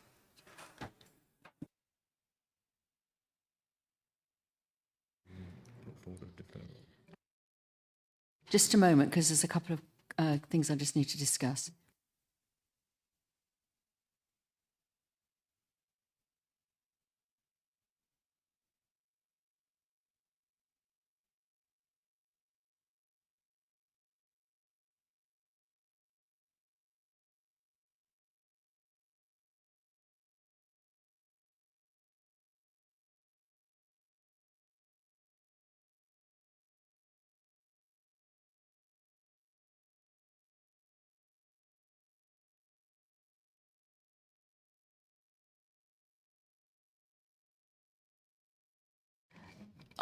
I wanted to make a couple of comments, and I don't know whether this will be helpful, but I hope it will. It seems to me that we actually don't have confidence that, for example, KCC will sort the culvert out, because they haven't, and it already needs doing. And we don't have confidence that the current drainage situation is good enough to start with, never mind about coping with the rest. And I think that I don't think the agricultural land for me is an issue, because I feel that we are building agricultural land across the entire district. And this is a problem that we've got with every single development. And I do appreciate completely that some of the contributions from members of the public from the area said that we should build on brownfield sites, but believe you me, we are looking for brownfield sites as much as possible, and it doesn't deliver the numbers at all, not at all. So we're in that position as a district. We've been in it for a while. You know, I don't like to keep citing my own ward, but I could, because it's the biggest development that we've passed. And, you know, it's all on agricultural land. So I think, you know, it's an issue, but it's an issue that we face constantly. But I do feel that we haven't got confidence in some of the measures that we've been told about on the basis of what we've got already in that area. I also take some account of the volume of this development and the fact that people are really concerned about the travel with the numbers of people on this site, and that we ought to go back to KCC and talk about that. I don't see what we can do about Beakspawn Lane. I think it can't be a walkable road. We've been told there's no access to the land. The developers can't acquire the land because the land ownership is not such that they could do that. So they can't do anything about it. And we're aware that KCC at the moment have said the Puffin Crossing, the path being inside the hedging is actually possibly better than having another path on the edge, because it's better to be a few feet away from the traffic. It is sufficient, and that it's not possible to do something on the bend or near the bend at the top where the two bus station stops are, which I think is an issue. So we could do with more information about why that is the case. But by saying all of this, I think, Councillor Thomas, I'm asking you to withdraw the refusal, because we could do with a deferment for more information, but I'm in your hands. It's a very difficult, I understand, but it is unsustainable, that this site has the infrastructure that it has. It hasn't got a bus route. You can't use the trains. And we have refuse sites on these type of things.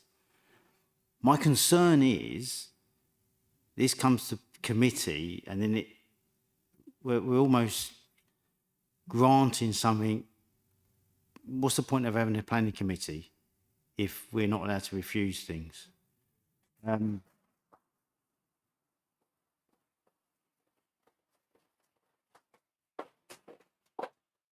So it gives residents false hope, it gives them false feeling, but I really don't know. If the officer, Simon Thomas, is saying unsustainable, this site is this and from legal, if that the inspector would overturn this decision and grant anyway, in some respects, it kind of takes it out of the committee's hands.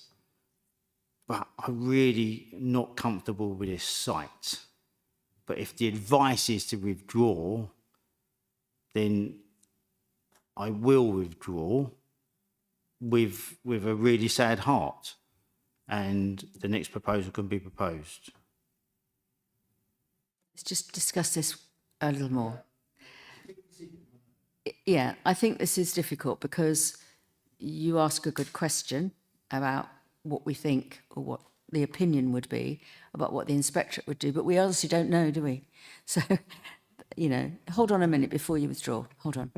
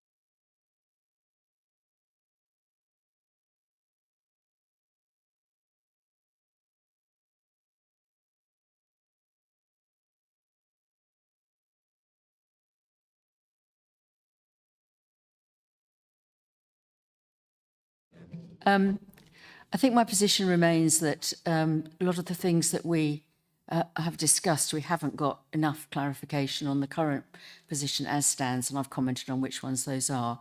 I'm in your hands. So I really do, it does need to be your decision because I'm not trying to instruct. So I think there are reasons for a deferment, but if you want to proceed with that, you've got a seconder and we go to the vote. Let's go to the vote. Colleagues, we're going... Sorry.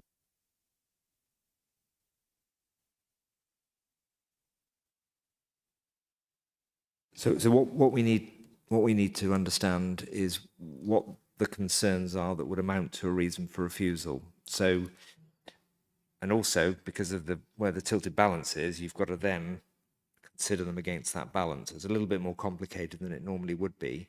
So you understand we need to identify what the harm is caused by the development specifically, then whether that outweighs the benefits of providing housing. And if the committee's conclusion is that it does, the harm is too great, then you've got a legitimate reason to refuse. You're starting with an officer report, which says approval. You're also starting with the Highways Authority for Kent, saying they're happy with the highways issues. So you've got quite a hill to climb, so to speak, in order to demonstrate the harms outweigh the impacts, but that would be what you have to do. If you can't do it, then we won't win any appeal. Okay, with all that said, I will withdraw my proposal and we're going to be back in the same situation in a few months' time. So I'm sorry, I just haven't, there isn't enough for me to go forward with the inspectorate. Sorry, people. Councillor Old wants to come in. Please do. Thank you, Chair. Could we have an adjournment for 5 minutes so that the councillors could just consider the situation? I'm happy to have a break if everybody needs a break. It's not... Sorry? Sorry, Just...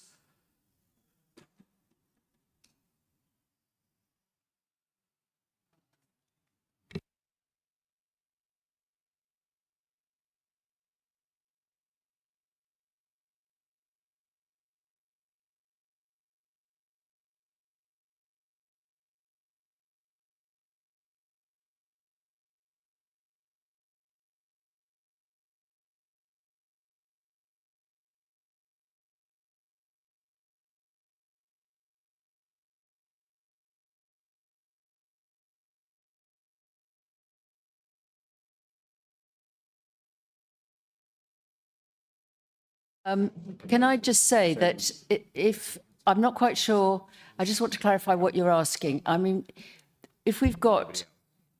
Sorry. Councillor Thomas and the seconder could come up. He's just withdrawn.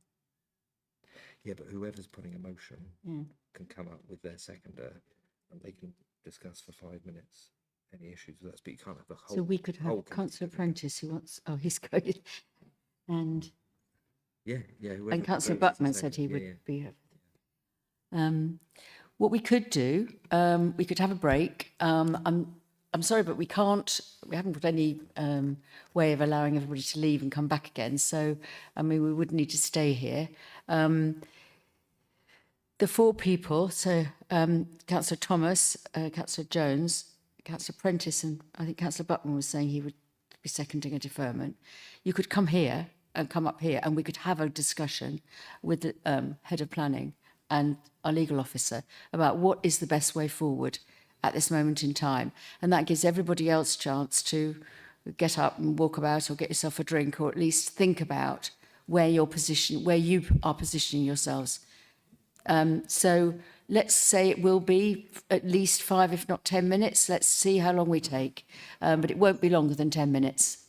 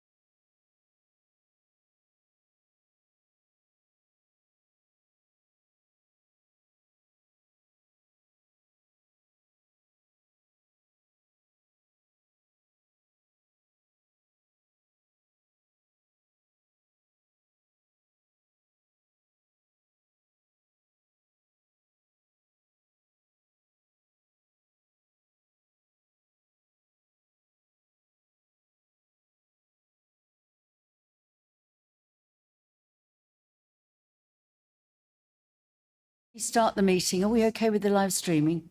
Yes. Is everybody, could everybody sit down if they're staying? Thank you very much. Okay, that's fine.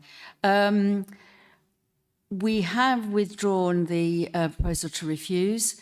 We've had a considered discussion with contributions from both the people who were promoting that as a proposal and both the people who were prepared to go for the deferment. And I'll just now invite Councillor Prentice to propose where we've got to. Thank you. Thank you, Chair. Yes, I'd like to propose we defer this application on the grounds of the particular development plan policies being SP1, sustainable development, T1, transport strategy, and T17, transport assessment and travel plans required for developments which would have significant transport implications. I think we have come to the conclusion that there's a lot more information needed from the applicant to assure this committee that it could be they need to make the case that this could be a sustainable development, bearing in mind the volume of the housing, the 300 homes proposed, and the potential impact on the local road network. Other issues, as we've raised in the discussion earlier, being there's a travel plan proposed, but there are no alternatives considered to that at the moment, because I think, as we've determined, a travel plan sort of stipulates things like bus vouchers, which wouldn't go very far. There are other alternatives potentially in place. There's another issue with regards to the link between the proposed development and Beaksbourne Station. I think we've determined that the proposal that people would drive to a station is totally at odds with what we are trying to do as a council in terms of getting people into more sustainable modes of transport.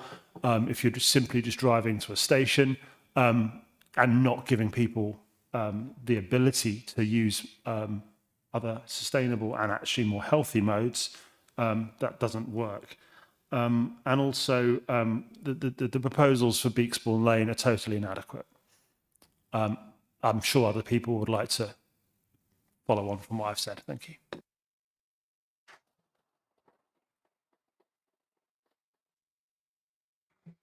Could I have a seconder? Councillor Buckman. Do you want to comment now, or shall I? Would you, either yourself or Simon could sort of outline some of the discussions we had, if that's possible up there. Okay, thanks. Save me doing I'd like to add a couple of points to that, which is that we need some discussions with KCC on the transport side of things, not just with the developer, and also Southern Water. We're really unhappy about the state of the drainage as it stands now, particularly, obviously, the foul drainage.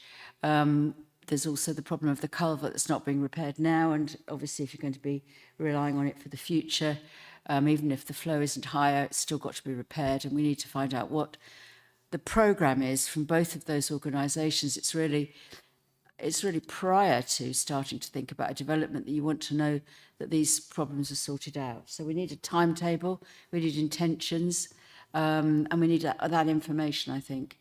I did hear from one of the speakers at the beginning that the Southern Water do have a programme for improvements. They didn't think the money was there for the 300 houses, but there was money there for improvements. Well, if that's the case, we need to know what that is, what that's going to do, where that's going, and what the timescales are. We found out from our discussions that we can't put timescales on things ourselves, so we need to know what the plans are for from those agencies.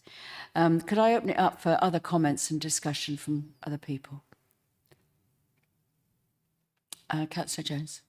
Thank you, Chair. Yeah, just going on what Councillor Prentice said, I think we all agree around here that the site is just not sustainable as it's represented. All the things that have been said regarding the sewage and the water runoff, the culvert, it's all too woolly basically, and we need literally more information. We need basically the developer people to tell us why they feel that that is a sustainable site, give us evidence of it, because it's not clear to me, it's not clear to members here at all that site is sustainable.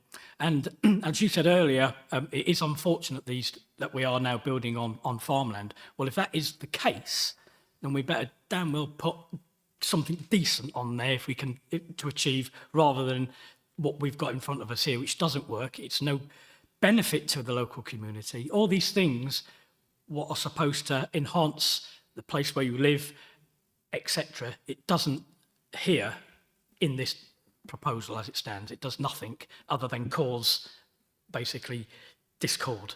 Thank you.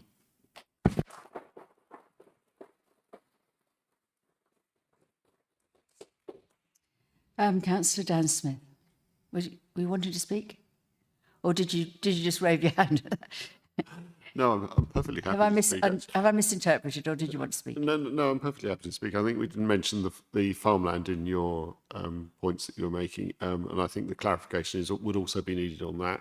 And also, I think that there was a previous refusal in 2021. There are good reasons given in that refusal, and it was for a smaller development, and those should also be brought to bear, because many of the points made in that refusal were exactly the points that we're talking about here, and that was a refusal.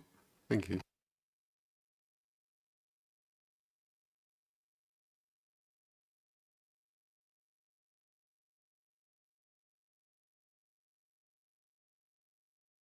Any other comments? Councillor Bothwell. Thank you, Chair. I think there are also other issues which we also ought to include in asking the developer to provide a greater commitment to biodiversity net gain. The draft local plan asks for 20% biodiversity net gain, and I think we should be asking them to commit to that, at least that level as a minimum.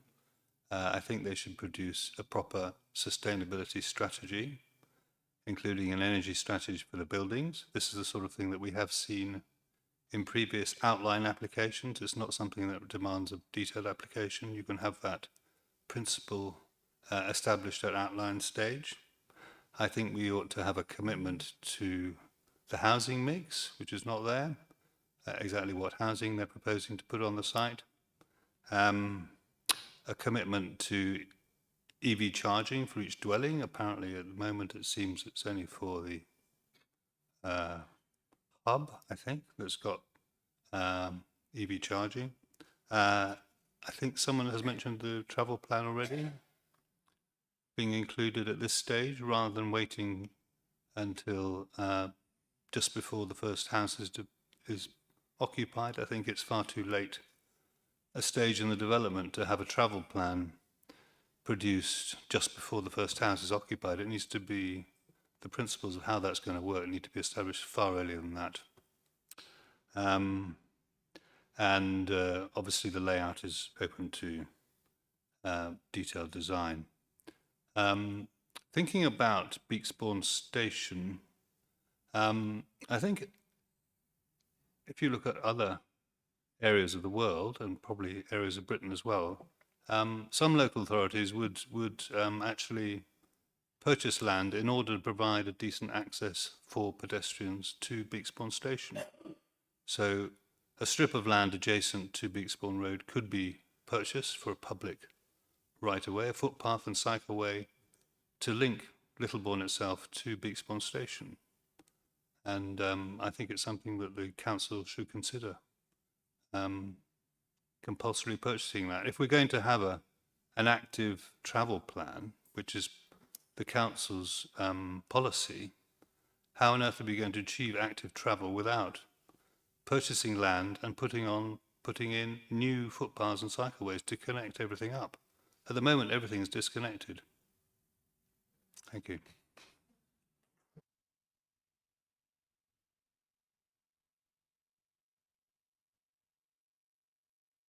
Councillor Buckman. Thank you. I think this has been some really good discussion, and I'd just like to assure everybody that it's not a deferment, isn't kicking the can down the road. We are actually going to go back, get more information. The developer's going to supply more information that we've requested. KCC, Southern Water. We need more information to make better decisions and more informed decisions. You know, some of the developer contributions that I spoke of, whether they're going to be local things, what exactly things they're going to be spent on, how the strategies for buses, transport, the surface runoff into chalk streams, how everything is going to be managed. So it's down to these other parties to provide this information in great detail and put a good lot of effort in so that we can discuss this better. That's all. Councillor Auld. I disagree with Councillor Buckman. I think we're in grave danger of relitigating and reviewing the decision we have already made.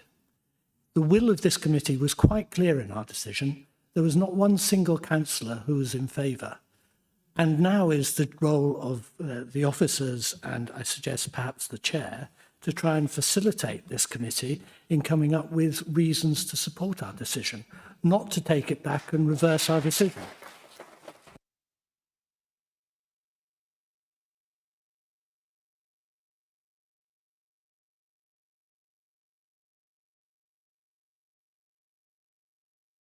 Councillor Buckman. I think you misheard me there. I didn't say I was supporting it or rejecting it. I just wanted some more information. I mean, I haven't. That is all I have said. I haven't rejected. I'm sorry. When?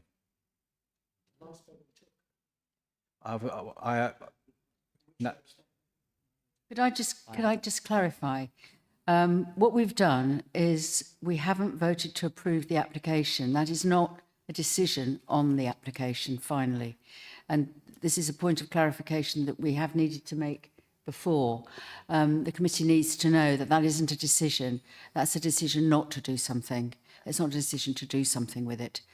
So it is important that we make, we do deal with the officer's report and the officer's recommendation, but it isn't, we haven't actually resolved the application.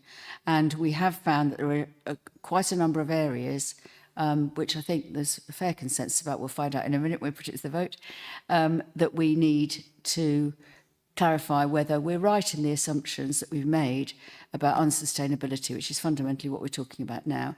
As Councillor Thomas said in the first place, as grounds for refusal, we're not quite there yet because we're not quite sure that we know the answers to those questions, and that's, I think, what we're pursuing now for clarification. Thank you.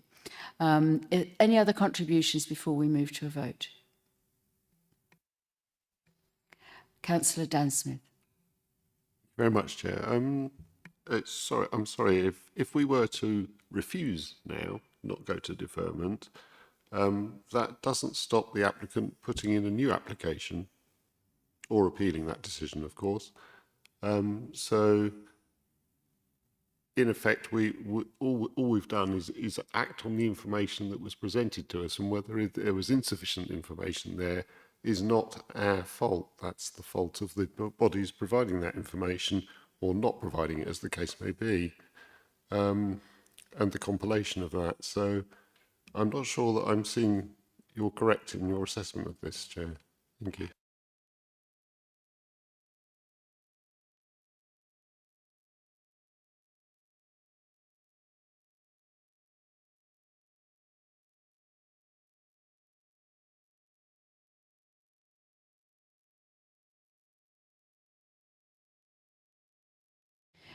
So as far as I'm concerned, we've got a motion on the table to defer.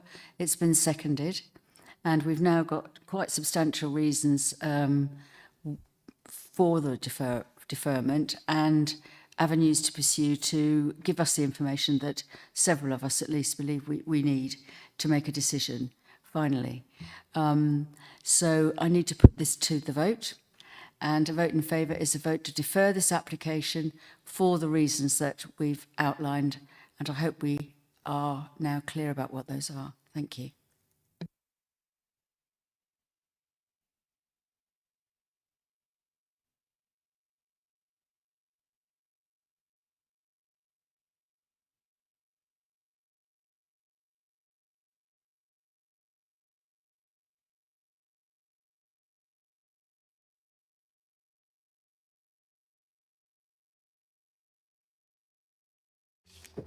Okay, that's carried. 9 in favour, 2 against and 1 abstained.